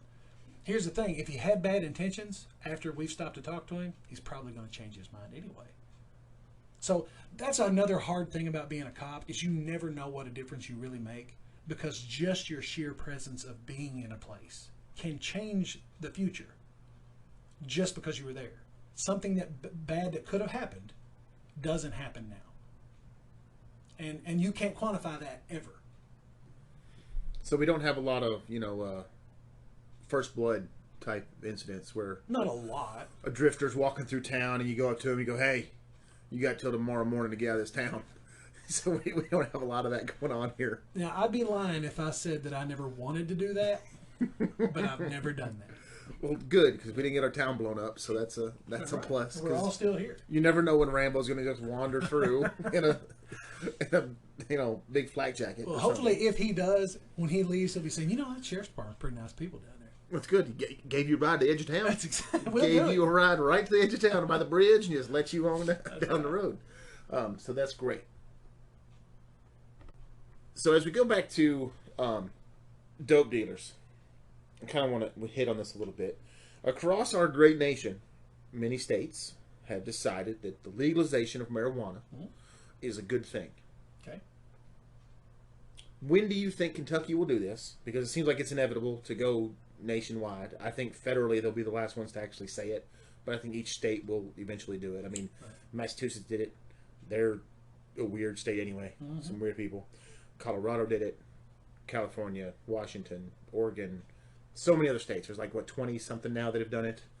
I was thinking it was 11, but whatever. There's more. I think it's 11 for recreational, Okay. but then there's a bunch more for medical use, right. and the medical use is really, really laxed.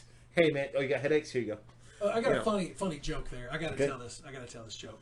So the joke is, guy goes in a California doctor's office and he says, "Hey, I need a prescription for marijuana." And he goes, "Okay, all right. Do you have cancer?" "No." "Well, okay. Well, do you have glaucoma?" "No, I don't have that either." And then the doctor just slaps the piss out of this guy. And he says, "What was that for?" And he goes, "Does your face hurt?" "Yeah, it hurts." "Okay, well, I can write it to you for pain."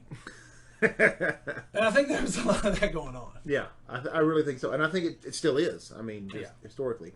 So when do you think Kentucky will get on that? Because, I mean, we still have a bunch of dry counties. You can't even drink in a lot of the places. We're in one right now. Yes, we are in a dry county.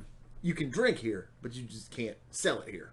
See, it makes me wonder though, if they do legalize recreational marijuana, will they have like, I don't know what the distinction word would be with alcohol. It's wet and dry. With weed, would it be like green and brown? I don't, or how would they, smoky and clear? Would it be broken down by county that way? Well, they or could. would it just be statewide? I don't know. That's what. Or would each county be able to say, no, we don't want that in our county? I mean, do they have that kind of control? I think they do. I think they've proven that they do with the alcohol. But it's like just here in Tennessee and a few southern states. I know. You don't see, like, if any of my friends from out west, I tell them I live in a dry county, they go, what's that? What does that mean? I know. Like, that doesn't make sense. I talked to someone from Indiana, they're like, dry county? What, I don't understand. Right. They don't get it. It's like, well, yeah, we have like 140 distilleries, but all of them are in dry counties. Right. You can get it at the distillery, but you're not allowed to really drink it. Right. It's weird. Yeah. So would Kentucky, in your opinion, this is just Shane Doyle talking, right? Would Kentucky ever go to a point where we would legalize marijuana? I don't see that all the states won't eventually do it. And again, this is not my opinion of whether it should or shouldn't. Right. It's just, what do you see happening? I see that, I can't really give you a timeline because 5 years ago, I thought, crap, man, the next 5 years we're going to have marijuana legalized, at least for medical use. Well, it's 5 years later, and we haven't seen that yet. But more and more people feel like we do have CBD oil, though. Yes, we do. Which I was like, wow, yeah. There's a sign for it in this town. Yeah. And it's great because CBD oil is actually good. Sure. It has a lot of medical purposes that are useful. That's always been my argument with the whole marijuana thing is, you can find a good usage for a lot of things. I believe anything that God put on this earth, there is a positive intention for it. I don't think God gave us anything so that we can get wasted out of our mind.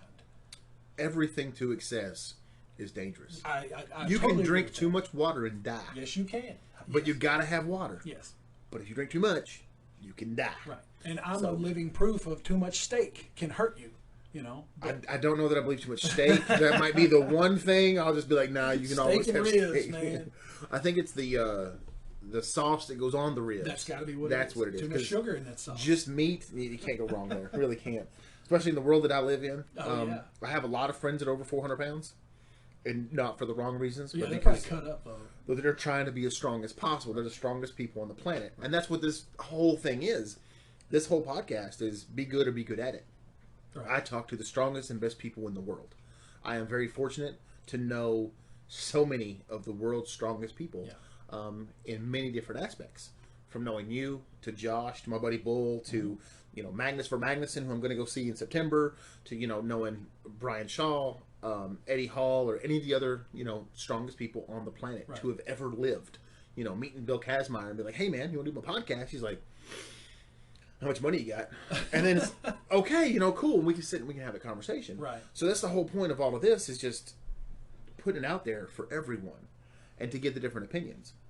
So going back, as I'm trying to loop back around to this, as you see it becoming legal in this state at some point, how much of your work is going to change based on that?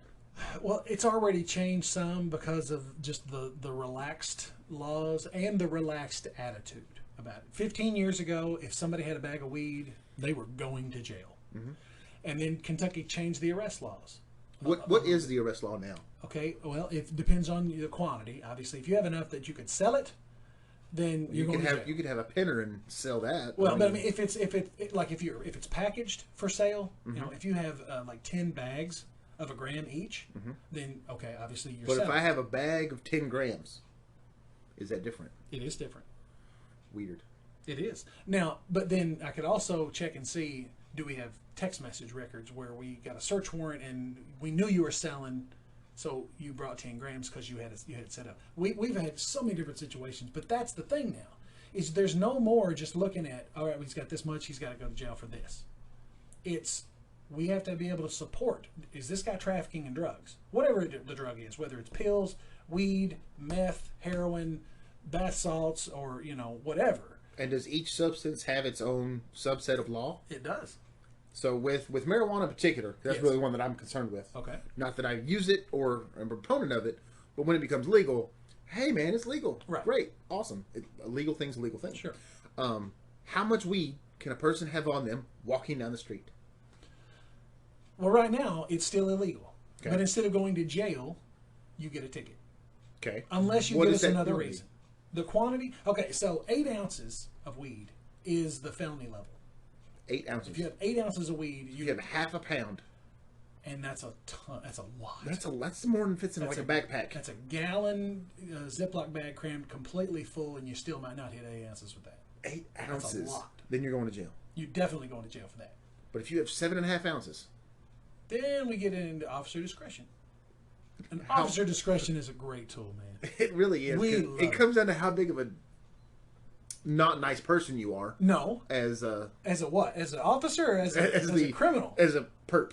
Okay, yeah, that's it. See, I totally believe that you can talk yourself into or out of a set of handcuffs. I feel like more people talk themselves into them than out Most of. people do. I have a good personal story about this. I won't say where I was or disclose their name or that they work for you now. I may have been speeding one time, way back in the day, 4 years ago, and it may have been in a national park, and I was speeding excessively, not really on purpose. I didn't have a goal in mind. I wasn't like, oh man, let's see how fast I can go. I'm just riding my bike, and I may or may not have been doing close to double, almost triple the speed limit, which probably should have landed me in jail. However, when I was pulled over, and then, 4 more park rangers showed up, and everybody else that I saw, and I had no idea I was being followed because I couldn't hear anything. I was on my bike. I'm just riding home. Apparently they've been following me for like 5 miles. Oh. Been calling this in, and like, hey, this guy's running. Well, during that time, I had to hit my reserve tank on my bike because I ran out of fuel. So, hit this reserve tank, and I was just going home, just riding home from work. And he pulled me over, and I was like, oh man. And I was like, wait, that last little bit there, I might have been speeding. Then he told me how long he had been following me. Oh crap. Yeah. Reality started to kind of set in real quick that I was probably going to jail. My bike was going to be impounded, and I could see my house. It was like right. I was like, if my bike could just be there, then maybe they don't tow it. Can I push it to the house? But I was just super respectful. Right. Just being myself, being normal. I didn't want to argue with anything. I just answered as honestly as I possibly could. Was a nice guy, and just asked questions. And if it wasn't my time to speak, I shut up. And it was really simple. And at first, like, they thought I was running. Right. I did have to wear a set of handcuffs for the first time in my life, and the last time, because I'm not doing that again. Right.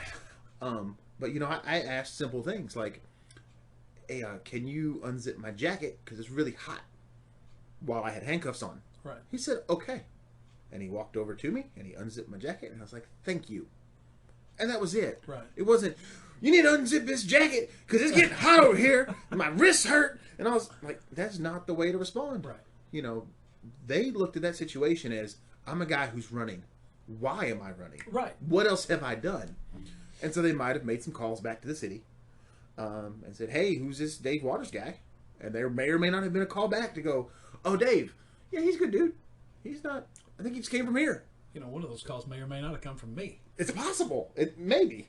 But, I was grateful of that because, like, wait a minute. How have I dealt with everybody else? And if I had been a dick to every other cop that I'd ever met, that day would have ended a lot differently for me. Mm-hmm.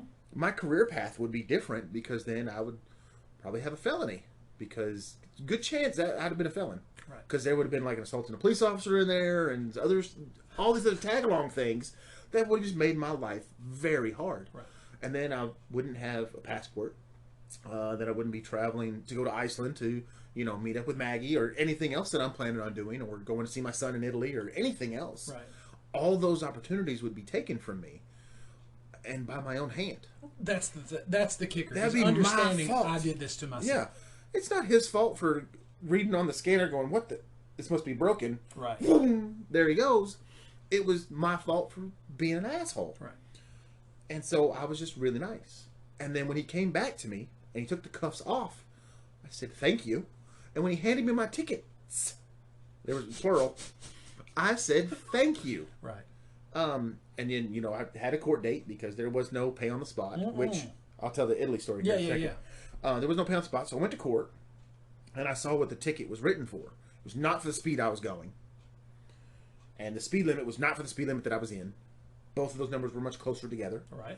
And I was very thankful. I was like, oh man, I'm not going to jail. And when he was leaving, because he had my my utility knife that I kept with me, he had it with him, I approached his vehicle with my hands up, and I said, hey man, do you still have my knife? Oh yeah, let me give that back to you. He handed it to me, and I stuck my hand out to shake his hand and to say thank you, because he may or may not have stopped me from killing myself or somebody else. Right. Because traveling at those kind of excessive speeds through a place where deer jump out in the road. And raccoons and possums and turkeys and everything else. And I've hit most of those on the bike. You know, for him to do that, I was like, okay, cool. So now every time I would see him since then, hey man, not speeding through the park. Because I will remember that forever. Yeah. You know, and I do still speed a little bit on the bike. It's way too easy to do 80. I'm sure. It is. I can just look up and go, oh, there's a bird. And I look down. I'm doing 80. Oh, man. Back off the throttle a little bit. Dude, I have a Porsche. I understand. There you go. See? Yeah. It's way too easy to go fast on those. And sometimes it's nice. So to my Italy story. Yes. So the way that they look at any immigrant in Italy, as far as you getting pulled over, is all of them are the same. So Americans who are there, you know, on a SOFA agreement, status of forces agreement, are just the same as the Romanians that are called gypsies. So you get pulled over there. There's a guy standing on the side of the road, and he has his stick. It's about 1 meter long, so 3 feet. Right. And it has a big white end on it with a red dot in the middle. It's reflective. We call it a lollipop. Okay. Because that's what it's called. You get lollipopped. He stands on the side of the road. He's got his little Fiat car sitting there, and this car maybe will do 90 mile an hour. Right. So there's no high-speed chases there. But there's also a second officer standing behind the car with an MP5. Okay. Ready to go. And if you bypass this, they have the authority to shoot at your tires, which may or may not hit you. May or may not hit your tires. Yeah. May or may not hit your tires or your whole car or anything else. Yeah. So if you see a lollipop, which they usually stand in the middle of the road, with plenty of time for you to stop, they will stop you. Now, if you are speeding, you receive a ticket. If your paperwork is not correct, you receive a ticket. That ticket must be paid right then. There is no court date for you. There is for Italian people. Right. Because I found this out after I was married in Italy. Oh, okay. You have to go pay it right then. So it was recommended by my bosses that you keep a couple €100 in your car in case you get lollipopped. Because you have to pay that ticket. Now, the problem was, in your neighborhood, you'd get broken into in your car because they knew that all the Americans had a couple €100 stashed in their car somewhere for lollipops. So you get pulled over, and if you don't have the money, they'll say, okay, no problem. We're going to follow you to the ATM. So you better have money in your account when you go to the ATM. Or they'll let you call a friend, and that friend can bring you several €100, which comes out to much more in dollars. Right, yeah. Just to be brought to you. So it's recommended that you just keep $1,000 in your account at all times, just in case you maybe get lollipop. Holy jeez. And it's whatever speed they say. Because you don't get to go to court. Right. You don't get to go challenge that. So you're saying that immigrants don't get special treatment in Italy? No. What? They don't. Do you remember Amanda Knox? Yeah. Let's talk about double jeopardy for a second. Yeah, yeah. We get, you get found innocent here, you go free. That's it. You're done. OJ is somehow free. Yeah. He said, hey, if I were to kill somebody, this is how I would do it. For the record, you're not found innocent. You're found not guilty. Those are two different things. Right, right. Everybody who believes that, give me $100 right now. But over there, they go, oh, you were found innocent. Well, that's cool. We're going to try again. So the appeals court over there works the opposite from what it does here. You go, oh, you're found guilty. Well, I'm going to appeal it to go to a different court. Right. Try to get innocent. They go, oh, you're innocent here? We're going to appeal it to go to a bigger court. We're going to try to find you guilty. Right. We're going to just need more time.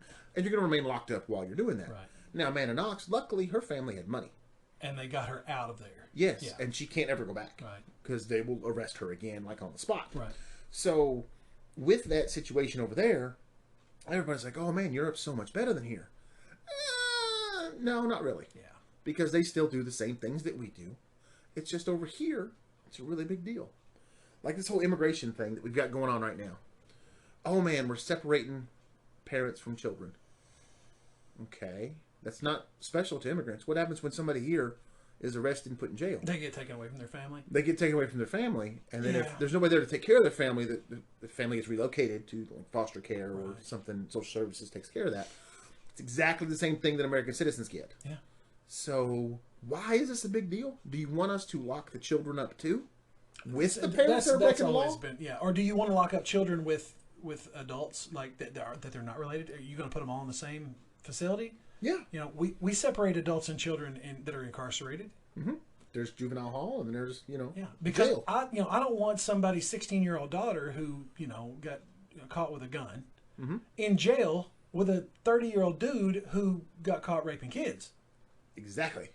There's a reason we separate these people out, and it's for their own safety, Right. not because we're trying to tear families apart. It's ridiculous. And obviously, I'm not a federal law enforcement officer. I don't have to deal with that stuff here, but it's just insanity, the mindset that some of the people are using on this whole immigration deal. It just blows my mind, man. Now, immigration reform needs to definitely happen. No doubt. Because as I, did the process myself of getting my wife a green card, I went to Italy, I met my wife, I married her, we lived there for another year, then we moved to Turkey, we lived there for 2 years, then we come to the States, and it still cost me over $2,000, and I mean, I was in the military, Right. and I was 10 miles away from the embassy, which was an hour and a half drive in D.C., so Yeah, I know. I've been to D.C. it was an awful, awful place. We were there by the embassy, and it still took us almost 3 years to get her a green card because they wanted to double, triple, quadruple check us. And it's like, Right. look, can we not fast track this somehow? The only reason she got to stay in the States was because I was on military orders. Right. So if it was that hard for us, we being an American citizen, we were legitimately married for years. We had a son. We would take our child with us to the meetings to meet with the immigration officer Right. and say, hey, we are wanting to be Americans all together. She wants to be dual. My son is dual. He got citizenship because he's alive. Why can't she get citizenship because I chose? Right. And still, it took us that long to just get a green card.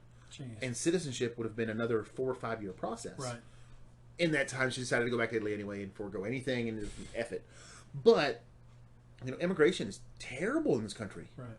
We need to find a way to fix that. Luckily, here in Edmonson County, we don't really deal with that. We really don't. No. At all. It's great, actually. It's a wonderful, wonderful thing. Yeah. But as you look at it, is that part of the reason why you stay here and not Absolutely. go for larger things or different things? Well, it's funny because at the Sheriff's Association that we do once a year, we have this big conference and everybody gets together, and there's always your border counties that border other states, and they complain about, we get these people from Tennessee coming up here and they run back across the border and we can't go down there and get them. And then I multiply that times 1,000 when I figure, the guys in Texas, the guys in Arizona that are close to the United States Mexico border, or on the other side, the northern border with Canada. I think Mitch Hedberg had a joke that if you're ever walking along the U.S. Canada border and you push your buddy into Canada, it's going to take him 3 weeks to get back because he's got to go through customs. It's just so there's obviously a lot of problems that can occur for law enforcement guys out there. And then you've got these ridiculous sanctuary cities and these whole ideas that are the whole open borders thing. I think is a bad idea. I think it's ridiculous and I think it's silly. But For anybody that wants to do an open border, I say one thing to them: go ahead and go home. Take your front door off the hinges. That's right. Let me know how that shit works out for you. Just hang a curtain. Yeah, that's it. Open border. Let them come in. Well, no, that's my house. This is our house. This is our house. It should be controlled. I'm not saying don't let immigrants in. Right. I'll let people in my house that don't live there. Exactly. And then they have to leave, respectfully after that, but they don't get to stay necessarily. And we've even let some people stay with us for a little while. Let people immigrate here. That's fine. Right. There's That's the good people that want to be here. Yeah. But let's make the process a little bit easier, a little bit less costly. Right. Because when you've got somebody from an impoverished nation and they've got to come here and it's going to cost them $10,000 to immigrate, they don't have that money. And wouldn't that be much more useful to the American public for them to bring whatever wealth they do have to us and then to work here and live here? Right. Because not all of them are just here to get welfare. No. That's not what they're here for. I don't think most of them are here for that. I don't even think 90% of them are. Right. But there's a few that utilize and abuse our system. Right. But we've got Americans that utilize and abuse it. Right. You've probably dealt with many of them. Oh, yeah. Because usually they're on that side of the law. Right. So if we don't fix these problems, then we're just going to continue to have more. Yeah. And it's going to escalate. And it's going to become worse. So. Yeah. Totally. All right. So we hit this tangent going off on immigration and everything else. Let's get back to marijuana. Yeah. When they do legalize it. Wait. We weren't on that. We were on how much weed can a person carry in officer discretion. Right. That's where we. How much weed could a weed chuck? If we could chuck weed. Yeah. Yeah. So, officer discretion. So how much weed can a person have on them to get a ticket? A seed. A seed. A stem. A stem will get you a what ticket. We call shake, which is the little broken up tiny leaf pieces. Yeah. Which if you're on that, then you're already poor and can't afford a ticket anymore. It can get you a ticket. It can get you a ticket. It has the availability to get you a ticket. Yes. Because you are not allowed to possess marijuana in any shape, fashion, or form. Right. According to Kentucky statute right now.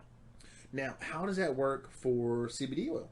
CBD oil is not marijuana because it involves THC. But there is THC infused CBD oil. You can get that, yes. And if you have THC infused CBD oil, then you're in violation of the statute, my friend. How does law enforcement know? Well, we have marijuana test kits that test specifically for the THC content. Okay, so if you guys get a vial of the oil and somebody says, "Oh man, that's my CBD oil," and you test that, then you will know what kind of content of THC it has. And obviously it has to have a certain amount before it'll register on the test kit. And it's a field test kit, so it's not 100%. So if we get somebody field test positive for marijuana and we're not sure, and we've seized gummies, edibles, different things, oil, hash oil, different things. Basically, if you've got a bunch of gummy bears inside of a Ziploc bag that doesn't say Harborough on it, good chance those are edibles. Maybe you shouldn't be carrying those around. Exactly, and we're gonna do a field test on those guys. Yeah. But if you're coming out of your grandma's house and you got a pan full of brownies that look like they came from grandma's house, probably okay. Yeah, and we would probably eat one if you offered to share. That might be funny. That could be really funny. Yeah, that would make for another podcast. But so it all goes back to officer discretion, man. Mm-hmm. If we can articulate that this person was compliant, okay. First of all, we don't have to charge you. There have been times that we have found people with marijuana, and we'd be like, you know what? We're going to cut you a break this time. Throw it, grind it into the ground with your heel. It's a little bit. We've got bigger problems. Just yesterday, one of my officers was dealing with a much bigger issue. Was trying to find somebody who was supposed to be hurt, and in walking through a campsite, saw some kids with some dope. Mm-hmm. And of course, they tried to slowly hide it. And he's like, "All right, look. First of all, I'm not worried about your weed that you just, took and hid. Get rid of that crap. We're trying to find somebody who's hurt. Have you seen so and so? All right. We don't have the resources to deal with everything all the time, so we have to prioritize. Yeah. So it's not a matter of you got weed, you go to jail. But if this idiot kid had said, "No, I don't have no weed," if he'd lied about it, all right. Now you make us, you're gonna make us be the bad guys here. Mm-hmm. Okay. Everybody was cool. So there's times we don't charge. Okay, if we find a bag of weed or we find rolled up marijuana cigarettes, probably gonna get a ticket. You can decide based on what the officer wants to, describe in their ticket. Does this person have to go to court, and are we going to go forward with pushing this and make sure you get the maximum, or are you respectful? Are you cool and honest with us, and then maybe we'll recommend that you get a deal with the prosecutor, and maybe you get probation this time. And you don't go to jail. And then if we want to articulate why, we can even say, yeah, this guy really only had the amount of weed that normally we would write a ticket for. But based on his criminal history, based on his attitude, based on the way that his body language was and the way he postured with us, we feel that jail was necessary. So we can arrest you for a seed. And so we have a wide discretion with many, many different laws. Marijuana is just one of them. Mm-hmm. And there are certain things that we have no discretion on. DUI, I don't care if you're my mother. If you are driving under the influence of alcohol or drugs, you will go to jail no matter what. No ifs, ands, or buts. We have no discretion. Absolutely. And there shouldn't be any. I agree. And I personally think that DUI should have a much more harsh penalty. I do too. In Tennessee, man, they've got it going on down there. I think it's like, you double check me on this, but I think like your second offense DUI, it's like a $10,000 fine and a year in jail minimum. Third offense is a felony, and you're going to prison no matter what. And so, Kentucky, it's a fourth DUI is, and the minimum or the maximum penalties are still way lower than I think they should be. Yeah, I had an acquaintance of mine who just got his third or fourth one in like 6 months. Oh my! Yeah, he's got a problem. He needs to go to a counselor. Well, the problem with him is he's got probably 20 people he talks to regularly, and all of us kind of do the same type of occupation. Many of us have like worked for him before, and we've all told him, "Hey, man, I don't care where you are. I don't care what you're doing. Right? Call me." And all of us have told him, "Hey, man, give us a call. We'll come get you. I don't care where it is. I don't care if you're in Louisville. I don't care if you're in Indianapolis. Right? You might be sober by the time I get there, but I will come get you. And if you need to get your car home, then I'm going to call another friend, and we're going to come together, Right? and we're going to get your car home too, because there's no excuse ever for DUI. If you have that few friends and that few family that you can't call somebody to get you home after you've been drinking, and I don't care where you're at, Right? if you have that few friends, then your life probably needs to be reevaluated. Oh, no doubt. Completely. Well, and even if you have no friends, but if you have the money to buy the alcohol, and I don't drink, I never have, but I don't judge people that do. Yeah. Buy it and take it home. Drink it at the house. Yeah. If you want to get hammered, get hammered. Or sleep it off. You can sleep in your car. Sleep in your It's car. okay. Yeah, lay down in the back Well, seat. don't start it and let it run or anything. But you can sleep in your car. I know that being here in Edmonson County, if I were to go somewhere to a house party or whatever else, and I got too intoxicated to get anywhere, there's a lot of people that I could call and go, "Hey, I'm gonna need a ride." And I know that as a last resort, I could go, "Shane, I've had too much to drink, man.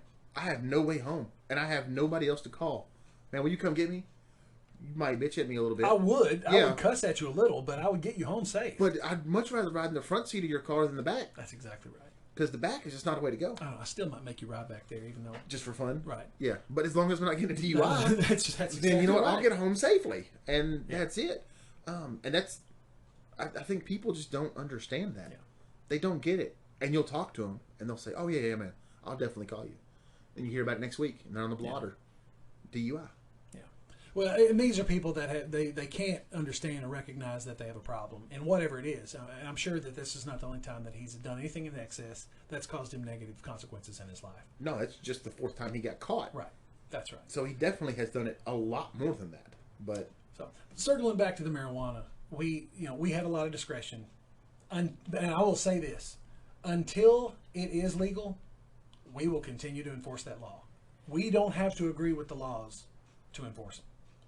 right, There are certain laws on the books that I don't agree with. I don't like at all. but you I'm enforce them. still going to enforce them. Now, there are certain things we put our efforts more toward. There are times that we're going to focus more on this area because we feel like it makes a better impact for our community. But don't put us in a position, I like hot rod cars. Like I told you, I've got a Porsche, if you're from Europe. And I love my car. It's got a 450 horsepower twin turbo motor in it, and it's awesome. Before that, I had a couple of Mustangs. I had another Porsche before that. Those things are designed to go fast, and I like to go fast in those things. I do it in a controlled environment, in a safe environment, in an area that I'm not going to hurt anybody or myself. And I also So not through Mammoth Cave. not through Mammoth Cave, Okay. not a chance. But those roads are so good, though. Oh, I know they're fun. They're Fun to sweeping and they kind of curve up a little bit, they and put every them back curve. just right, Oh yeah. man, you can easily go through Mammoth Cave National Park at 120 and not have to brake. I will just take your word for it. I'm just saying you could. You could, okay, Looking at the roads and the condition they're in, right. you could go through there and not even cross over in the oncoming lane. Well, You could hold your lane. okay. I would like to see that someday from an outside perspective. I've always wanted to do like a rally race through the park. That would be fun, but you'll never get the federal government on board. Man, But how, anyway, how cool would that be? That though? would be super cool. To be just running rally cars through there, and they set up the tires and all the other safety things. Yeah. But just shut the park down, which they do for fun anyway. Tree falls, that's it. Park shut down. That's right. But to run through there, and even on like some of their gravel roads or access roads, Oh man, and just do a full rally race that would be super cool. inside of the national park. I think that'd be the coolest thing ever. And think of the funding they could get by selling tickets. Man, you need to call. You need to call the park manager. I do love doing Superintendent. promotions. Yeah. I'm telling you, There you promotions are my thing. That's what I like to do. I do it for strongman, for powerlifting, for moss wrestling, for grip. And now for rally races through the park. I think it'd be great. Right. I think it really would. If not, then let's do like a downhill mountain bike race. Something in the park. Because they've got really good facilities. You might hurt like a blind shrimp or something. Oh, Lord. You know, or some sort of muscle. Yeah. You know, or some sort of, Appalachian squirrel, something. I don't know. Yeah. Well, one time I was driving through there and I hit an owl and they didn't do nothing for it. They just let it die. Well, And I couldn't like take it anywhere. Couldn't help it. It just had to just lay there and just die. And it was hobbling around, one broken wing. I was like, if we put that into a dog kennel and we took it to Louisville to that little falconry place, right? They could probably nurse that thing back to health and release it back in the park. They're like, no, you gotta let it die. Dude, that's crazy. Like, this sucks. Okay. Like, this is terrible. Well, anyway, so back to the speeding thing. Yeah. I like to drive fast. Mm-hmm. I like fast cars. But if you do a burnout out of the minute mark in front of me while I'm getting gas, I'm going to pull you over and write you a ticket. So, some tickets I think are just stupid tickets. Well, I call them the stupid tax. Yeah. It's a tax that you pay to do what you want to do. That's not real smart. Yeah. And I've actually talked to like very successful people that make good money, and they're like, "Oh, I just view speeding tickets as a speeding tax. I get to do it. I just have to pay the tax sometimes." And whether you agree with it or not, it's an interesting way to look at it. I don't have that kind of money. I don't either. That's why I said only the wealthy people I know say that. Yeah. Well, that's Everybody the biggest else is deterrent. like, man, this sucks. For me, speeding, the biggest deterrent is money. Do I want to spend $300 on this ticket? No. Let me slow down. Yeah. That's it. It's not all. It doesn't come safety first. Right. And then your insurance goes up. Exactly. Yeah. So it's really going to cost you like $3,000 over the next 3 years. All a financial decision, always. Yeah. So that's why I was very thankful I didn't go to jail that day. That's right. But speeding, it's a weird law. So what are your views on who you pull over for speeding? Well, speeding in particular, when I was a patrol guy, so it's different as a sheriff. Because I still believe that my deputies should pull people over for speeding. If I have to, I'll pull you over too. I will say this: if you get pulled over by the sheriff for speeding, you're going to have a bad time. Because I've got a lot of things that I need to be doing, and one of the funniest things that you've seen the meme of the South Park meme of you're going to have a bad time if you do so and so, you're going to have a bad time. Yeah. One of my deputies made that for me one time and said, if you get pulled over by the sheriff in a thunderstorm, you're going to have a bad time, because he actually passed me while I was out with a vehicle in a thunderstorm that I'd pulled over for a violation. Right. So, but for speeding, when I was a patrol guy, and I encourage my deputies to have their own set of rules here, but if you're doing 10 over and it's after 10 p.m., probably going to get pulled over. All right. So we have more latitude. So the trooper, they write more tickets than we do, so they may have different, parameters here. Mm-hmm. But for me, it was if it's after 10 p.m. and you're doing 10 or more over, you're going to get pulled over. Less than 10 over and you're not doing anything else dumb, then you get a pass. If it's daylight or before 10 p.m., I might give you 15 over. Depending on the condition, the road, if it's raining, that's different, But if it's a pretty straight, well-maintained roadway, not residential or anything, you might get 15 over, and I might cut you a break. I might flash the blue lights at you and just say, hey, watch it. Get people to hit their brake lights. Let me know they saw me. Just enough for their butt cheeks to grip the seat. Yep. See the blue lights. Because I've had that done for me, and I very much appreciated it. So that officer discretion kicks back in again. Now, legally, if you're doing 51 and a 50, you can get a ticket. Now, they take a big jerk to do that. If you're in White House, Tennessee, that's going to happen. Oh, my gosh. Or if you're anywhere on the freeway in Virginia, then that's going to happen. Yeah, I've heard that, yeah. Yeah. My little brother got tagged in. I've been pulled over for 72 and a 70 in Virginia for the dumbest reason in the world. And then I got a ticket for my license plate light not being bright enough. Oh, my gosh. I've never heard of that. Yeah, because it was on. Yeah. And I was like, can I go back there and look at my license plate while you're here? He said, sure. And I reached underneath my bumper and I pulled the light bulb out on the wire. And I said, it is on. There was too much dirt on the lens, which had been slightly painted because I'd recently gotten it painted. Right. And they didn't tape that part off well enough. I see. and he couldn't see my license plate enough. I was like, really? Wow. Another time I was in Virginia, and it's always Virginia. Yeah. I don't know why. Got pulled over during the Virginia Tech and Army game, I think is what it was. Okay. So a lot of people are in town. It's homecoming. It was a big deal right in that town where I was. And I got pulled over for my third brake light being out. I was like, is that even a thing? And I wasn't driving. My girlfriend at the time was driving. Right. I was in the passenger seat, and he came to my side. And I had my hands up, and I just kind of kept them in front of me. And I just looked at him, and I said, is that a thing to pull somebody over for? Well, yeah, all your lights aren't working. I was like, some cars don't have a third brake light. Right. That's just like extra. And I'm like, I've passed a lot of cars that have no brake lights. Right. Whatsoever. None. They're stopped. There's no lights on. Really? He's like, yeah, well, just make sure you get it fixed. And what it really was we had out-of-state tags. Yeah. And we weren't speeding. We weren't doing anything weird. But we were from out of state. And they said, hey, there's a minivan that's dirty. Because we had just driven for 8 hours in the rain. Right. And the muck. And it looked dirty. So, okay. We're going to get these ones. I was like, what the... So Virginia holds a special place in my heart. I'm sure, yeah. For just getting pulled over for the most erroneous things. Wow. And I don't always get a ticket out of it. Right, Nothing ever happens. But a part of that is me being respectful. And to some people, if they were like, what the hell are you pulling me over for the third brake light? Oh, really? Well, let's go ahead and look at all your stuff now and see what else you've got going on.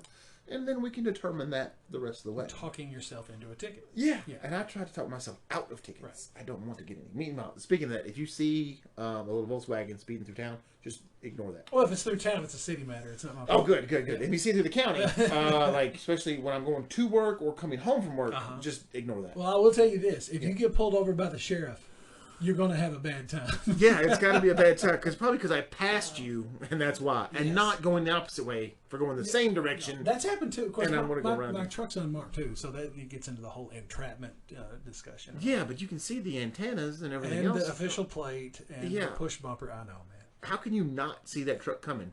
You're not looking. Yeah, I've seen you at night going the other way. I was like, oh, there's Shane. There's Shane. I saw him. I mean, but that's what we have in Edmonson County. We know everybody. That's so true. That helps. That is true. But officer discretion is a huge thing. And I think some people view that as mistreatment. And some people, and here's the thing, man, some officers, they abuse the discretion. I will totally agree with that. And you know, I do not look at the fact just because somebody has a gun and a badge, they're infallible. I don't believe that at all. I've made mistakes, and they're looking back on some of the ways I've handled some calls in my past. I very much believe that I could have handled many things better, and that I was kind of a butthole when I didn't have to be, or you know, maybe I gave somebody a little too much latitude and shouldn't have. You know, we all make mistakes, but and I think I started to get into this at the very first of the podcast here, but you can. When I worked at the Corvette plant, the guy, what he said was, there's the idea of the law and there's the spirit. Or there's the idea of the law and there's the letter of the law. The idea or the spirit of the law, why is this a law? You know, the speeding laws exist because you can go excessively fast in bad conditions on the road and you can hurt yourself or somebody else. So we have to put a law there. Now, if you're doing 70 on a straight stretch with 2 emergency lanes and a well-lit highway, full moon, you can see everything, there's nobody else in sight. Is that too fast for that road? If it's not raining and there's no traffic, probably not too fast. The speed limit, though, is 55. So when I meet you, or if I'm parked on the side of the road and I meet you doing 70, or I clock you doing 70 on that road, maybe I won't pull you over because there's really nothing unsafe about what you're doing. But if you're doing 55 and the road is completely packed and it's a hailstorm, maybe I do need to check you out and see what's going on with it. Because the spirit of that law, the idea of that law, is for that situation. Mm-hmm. Don't drive unsafe when there's other people that could get hurt or conditions are bad that you could hurt yourself. And you know, the example that was given to me by this old retired cop was, I police a university. And there's one stoplight that everybody likes to don't stop. They don't come to a complete stop before they turn left or turn right. I mean, you know, because you can turn right on a red light, but you're supposed to stop and check and make sure there's nothing coming first. And wait, you can't do that from 100 feet away, cruising at 25? it's crazy how that works. I can look left. Well, I mean, again, come on. can't and not supposed to are two different things.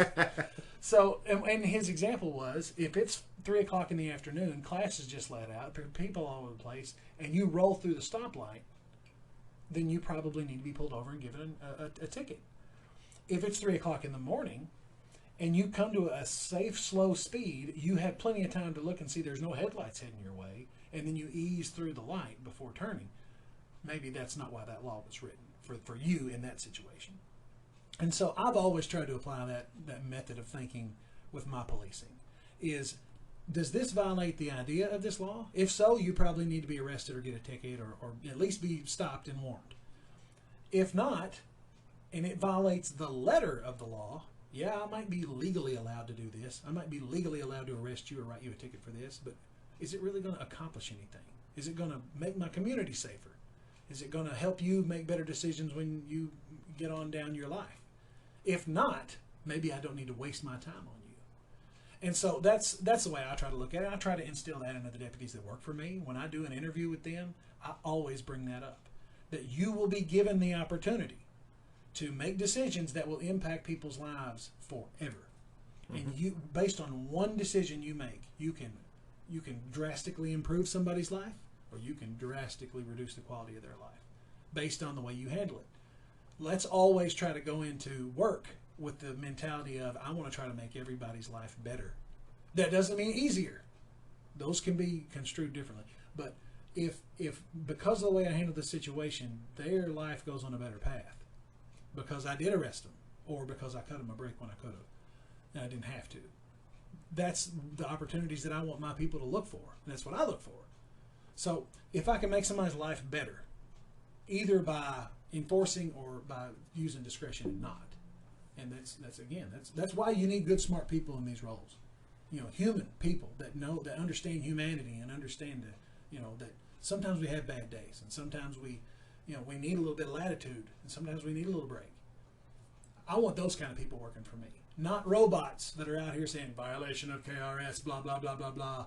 You are not going to jail. That's ridiculous, man. I don't want those people working for me. And they're here. I mean, they're all over the place. Mm-hmm. They're not in my department, I don't think. But they work different places. And there's cops out there that are jerks, that look for reasons to just try to mess with somebody. And I don't associate with those people. And I won't. Now, how much of that do you think is they're just, for lack of better words, they're just an asshole? And, you've been in this job for 15 years. You've dealt with the really good parts of the county, but imagine the guys that are working Metro or somewhere else, and they're in the city, and every call they get, they're dealing with some sort of degenerate every single day, right, for 8, 12, 16 hours a day. They're just dealing with people that hate them, that yell at them, that throw rocks, that have guns, that might be potentially wanting to kill them, and every day, all day, their life is at risk. How much of that changes your perception on humanity? And how does that, affect you? Because I've been asked to be a cop before. Mm-hmm. Earlier in my life, they're like, hey, man, you'd be a good cop. I'm like, no. And why not? Because I don't want to hate people. Yeah. Because I feel that if I had to deal with essentially the scum of the earth all day, every day, then I would start to hate humanity. Sure. So with the guys that are, nose to the grindstone, they're patrolmen, they have been for 20 years. Some people don't progress up to an office job where they get to deal with different crappy people, because then there's politics. Right. And then there's other things going on. But how much of that affects them? Well, it has to affect them. There's no doubt, and there's a reason why I choose to work where I work, because I want to work with the population of people that I do. But I also say this, man. Edmonson County, Kentucky has the exact same problems as Los Angeles, California, Chicago, Illinois, Nashville, Tennessee, Tallahassee, Florida. We just don't have the same quantity.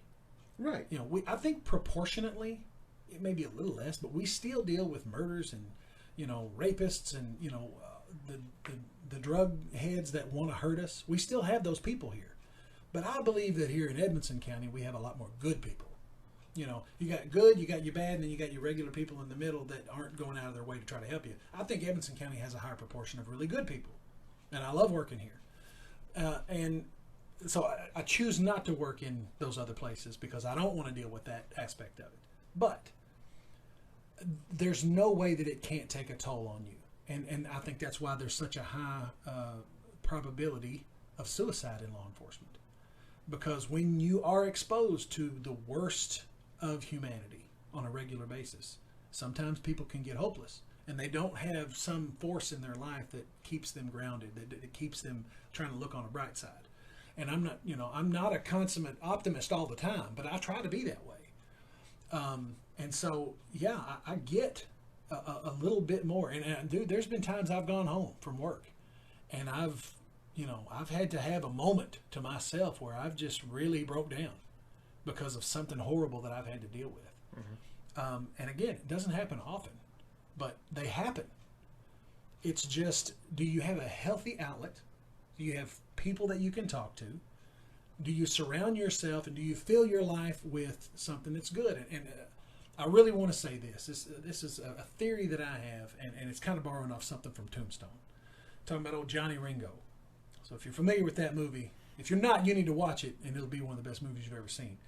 But the concept of every man, woman, boy, and girl has been born with a great big hole in the middle of it.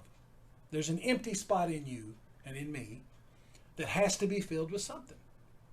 And you can fill it with a vast array of things.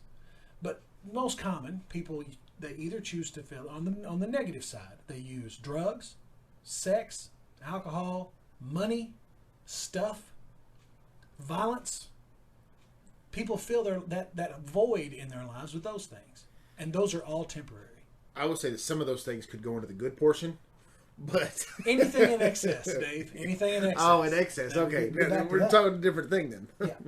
So, and the idea is that the high will wear off, the hangover will set in, the woman or man will leave you, either voluntarily or through death. I mean, if you married 50 years, they're eventually going to leave.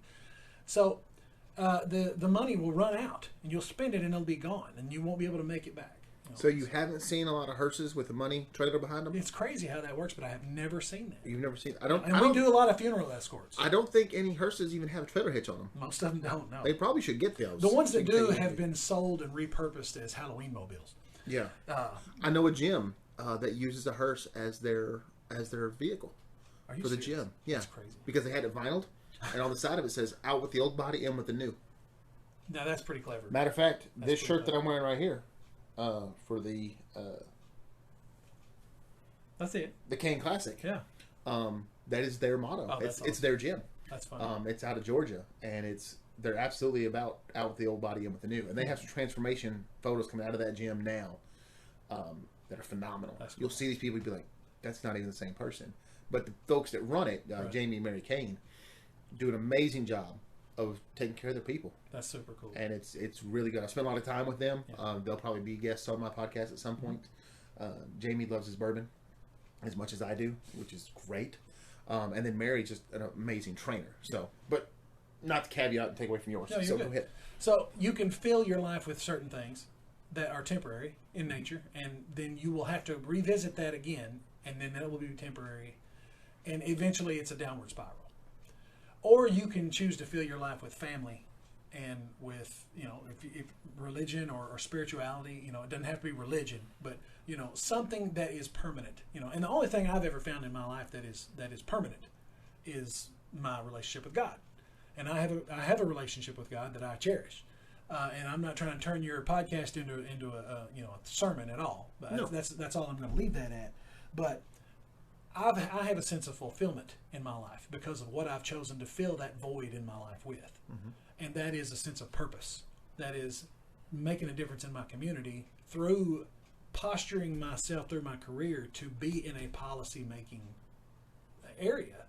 When people can complain, and I had this conversation with a friend of mine. He's a prepper down in Atlanta. Just it's actually in Alabama now. He's moved from Atlanta to Alabama.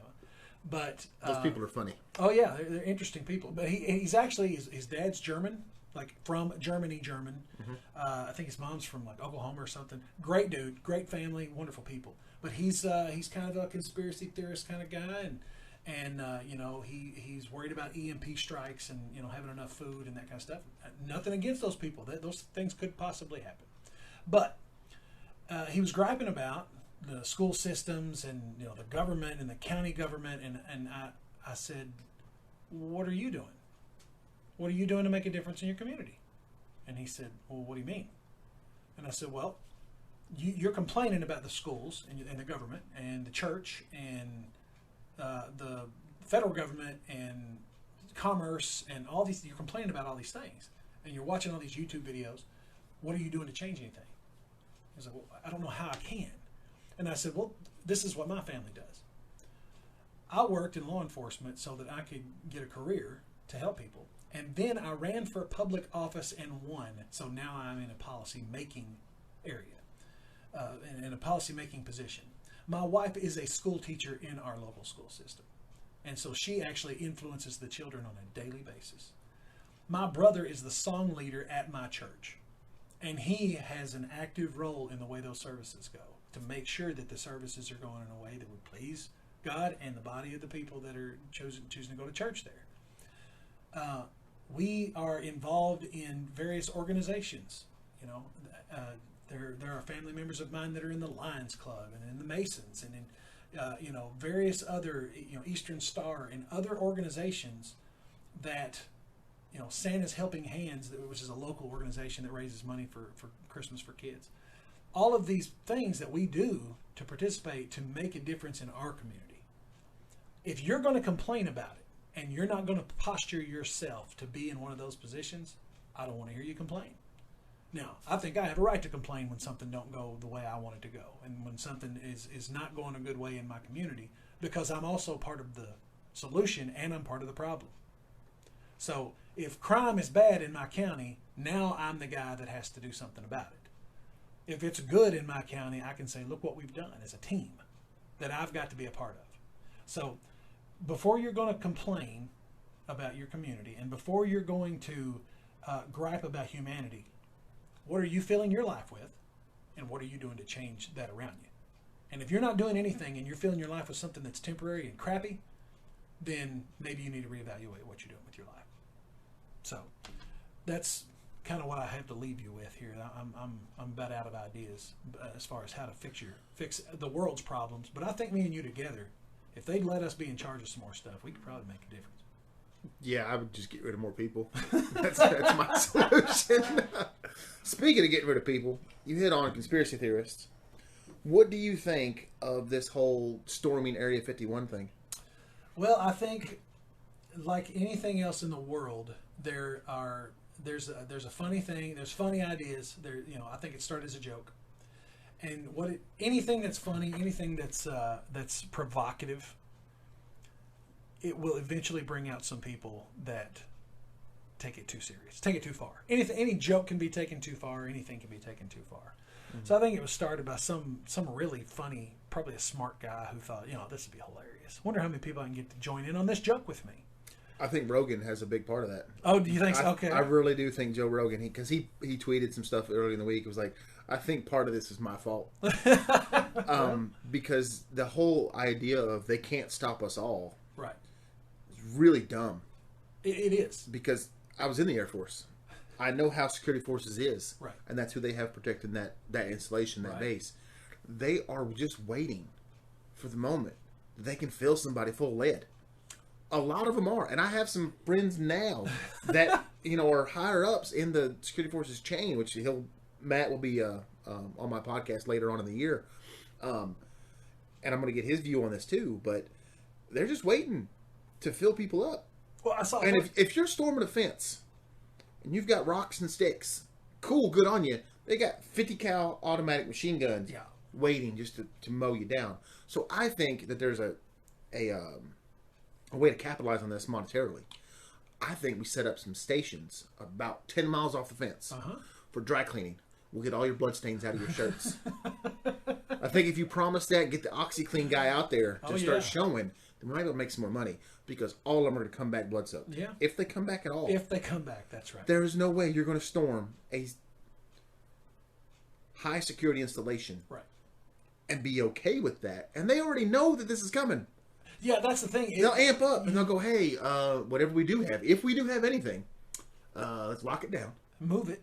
Or move it. Yeah. And then nobody's coming in, and you know what? We're going to go ahead and just seize the land that's 40 miles around the base. Right. And we're going to fence that off too. And then we're going to put, they have motion sensors. They have everything out. They have night vision. Everything. Yes. Everything that you get, they have to go check on stuff. And I won't say that this is at F.E. Warren or not. That I've known people that have been there. But they had to go check for rabbits.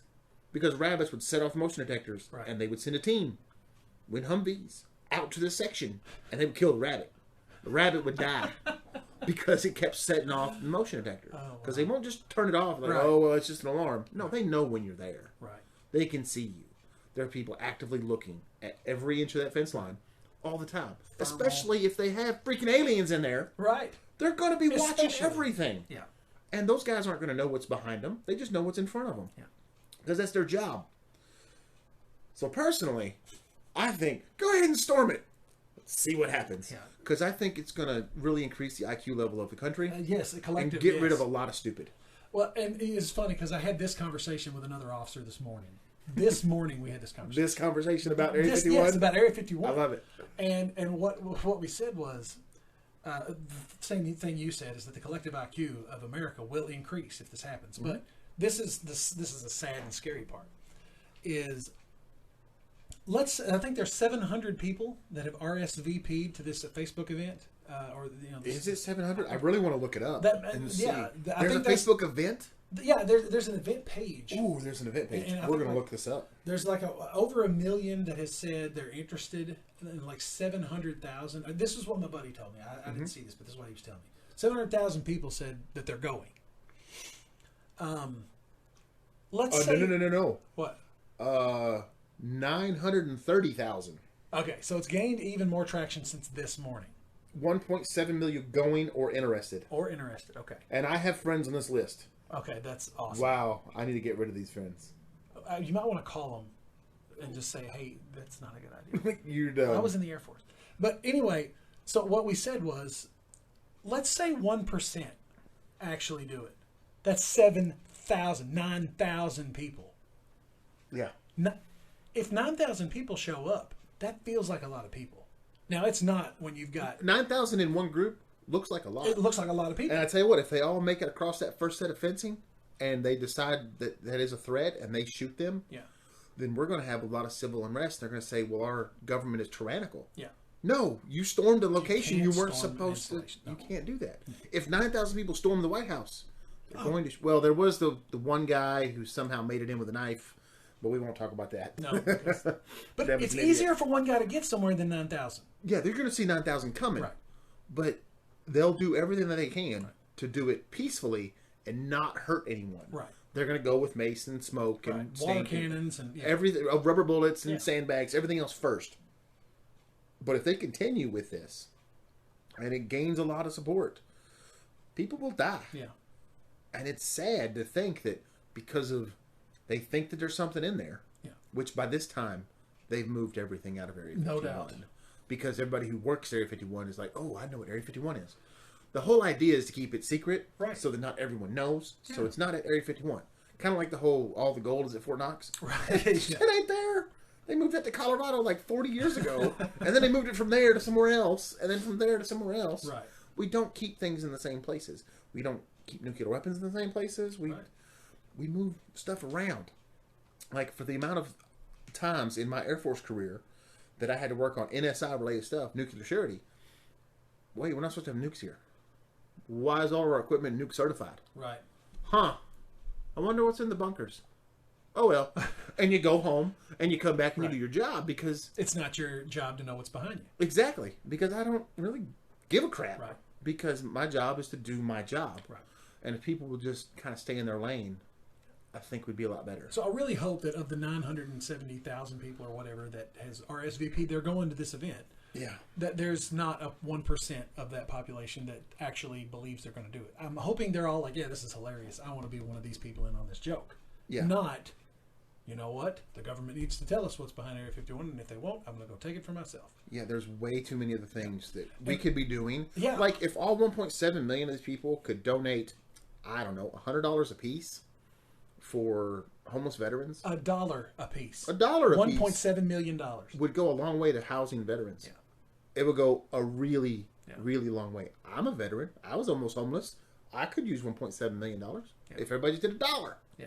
That'd have been awesome. Of course, it won't go to one person, but build some shelters. We have a lot of land out there. That's right. That's not being used. We could put housing there. Yeah. We could house our homeless. Absolutely. I know a lot of them have some mental disorders, and they want to live under a bridge. Let's build some under the bridge similar housing. Let's get them the care they need. There's so much more use of your time, than to participate in a joke about Area 51. Mm-hmm. Obviously, and I like joking around with the best of them. And I have just laughed my hind end off at these Area 51 memes because they are funny. Yeah, the laughs. Was it? They can't take us all. Or they can't stop us all. And then the dude on the 240 Bravo laughs in 3,000 rounds per minute. Yeah, that was. Hilarious. I saw that one. I think last night. Yeah, that's great. But I actually did see a screenshot of an actual airman at Area 51 that said to his friends, guys, they've actually got us training on 50 and 240 Bravos right now. I've never touched a 50 before in my life. They're taking this serious. Y'all need to stop. Yeah. So they really do need to quit. Yeah. Because it's not going to end well. And there's probably nothing at Area 51. It's been moved. Right. There's too much about it. There's the Bob Lazar documentary that's out now, and he's been out again. He's been telling the story for 30 years, and it's getting more traction. Whatever it is, the government doesn't want us to know it. They're not going to tell us. It's not going to happen. We still don't know who killed JFK, and those are unclassified documents now. We're never going to know. Right. We're never going to know the reason that, Lincoln was shot. Right. Because we're just not going to know these things. Why do we continue to try? Just put your time and effort into something that's worthwhile. Yeah, go work 1 extra hour at McDonald's and then donate that money to the homeless.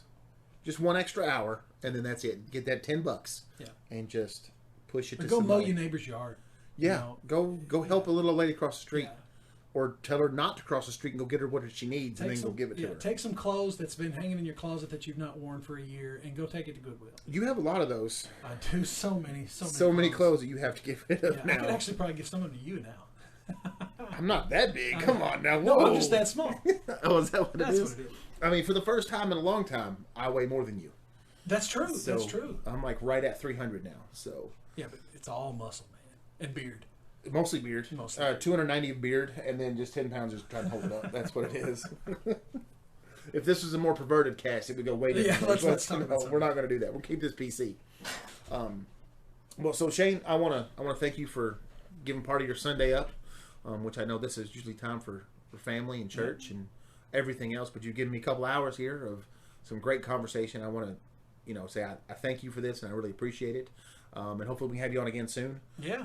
Because this has been a ton of fun, man. This has been a great conversation. I appreciate you having me on here, man. I've got so many good ideas that I can share with the world. And exactly. You've given me a platform. So. That's what I'm here for, man. To give everybody a platform to say what they want to say. Whether I agree with them or not, it doesn't matter. Because this whole podcast is about me having great conversations with people. And this is a way to record them. Well, and I'll say this. This is the last thing I'll say. The fact that you've classified me in with all of these other people that you consider to be the strongest in whatever they do. That's huge to me, man. I really appreciate that. I don't take that lightly. Well, that's what it's all about, man. I'm very blessed in the people that I know, and it's just been years of trying to not be a dick, for lack of better words, just trying to be a nicer person. And I can be a little unapproachable at times, but it took me a while to warm up to you, man. Yeah, it took a long time. It took me inviting you to all my strongman shows for you to go, and look, I'm really never going to come to one of these. I like you. You're a nice guy, but I'm not coming. I'm going to keep trying, though. So, but I just want to, thank you for all your time, and really appreciate you being here. All right, thanks, bud. To you by Bull Strong Apparel. You can find Bull Strong Apparel at bull-strong.com. Also, you can hit them up on Instagram, Facebook at Bull Strong Apparel. And also, you can hit up Chris Bull Griffin at Bull Just Be Fit on Facebook to get all of your apparel needs taken care of. This guy takes all of the money that he makes from these shirts, and it goes right back to his powerlifting team. It's not going in his pocket. He's not trying to get rich. He gives this stuff away to worthy athletes that are up-and-comers in the world. For all of you out there that have ever lifted, you know it's an expensive hobby. It's hard to afford hotel rooms and entry fees and plane tickets and everything else. But Bull Strong Apparel makes that happen for a few athletes. Well, really, several athletes. He does it for everybody that's on his team. And it's fantastic what he's able to give back. So get yourself an awesome t-shirt. It's awesome fabric. I'm wearing one right now.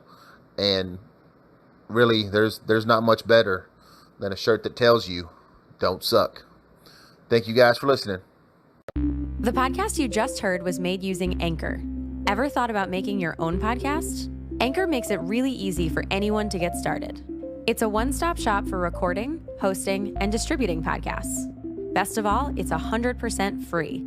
Sign up now at anchor.fm/new. That's anchor.fm/new to get started.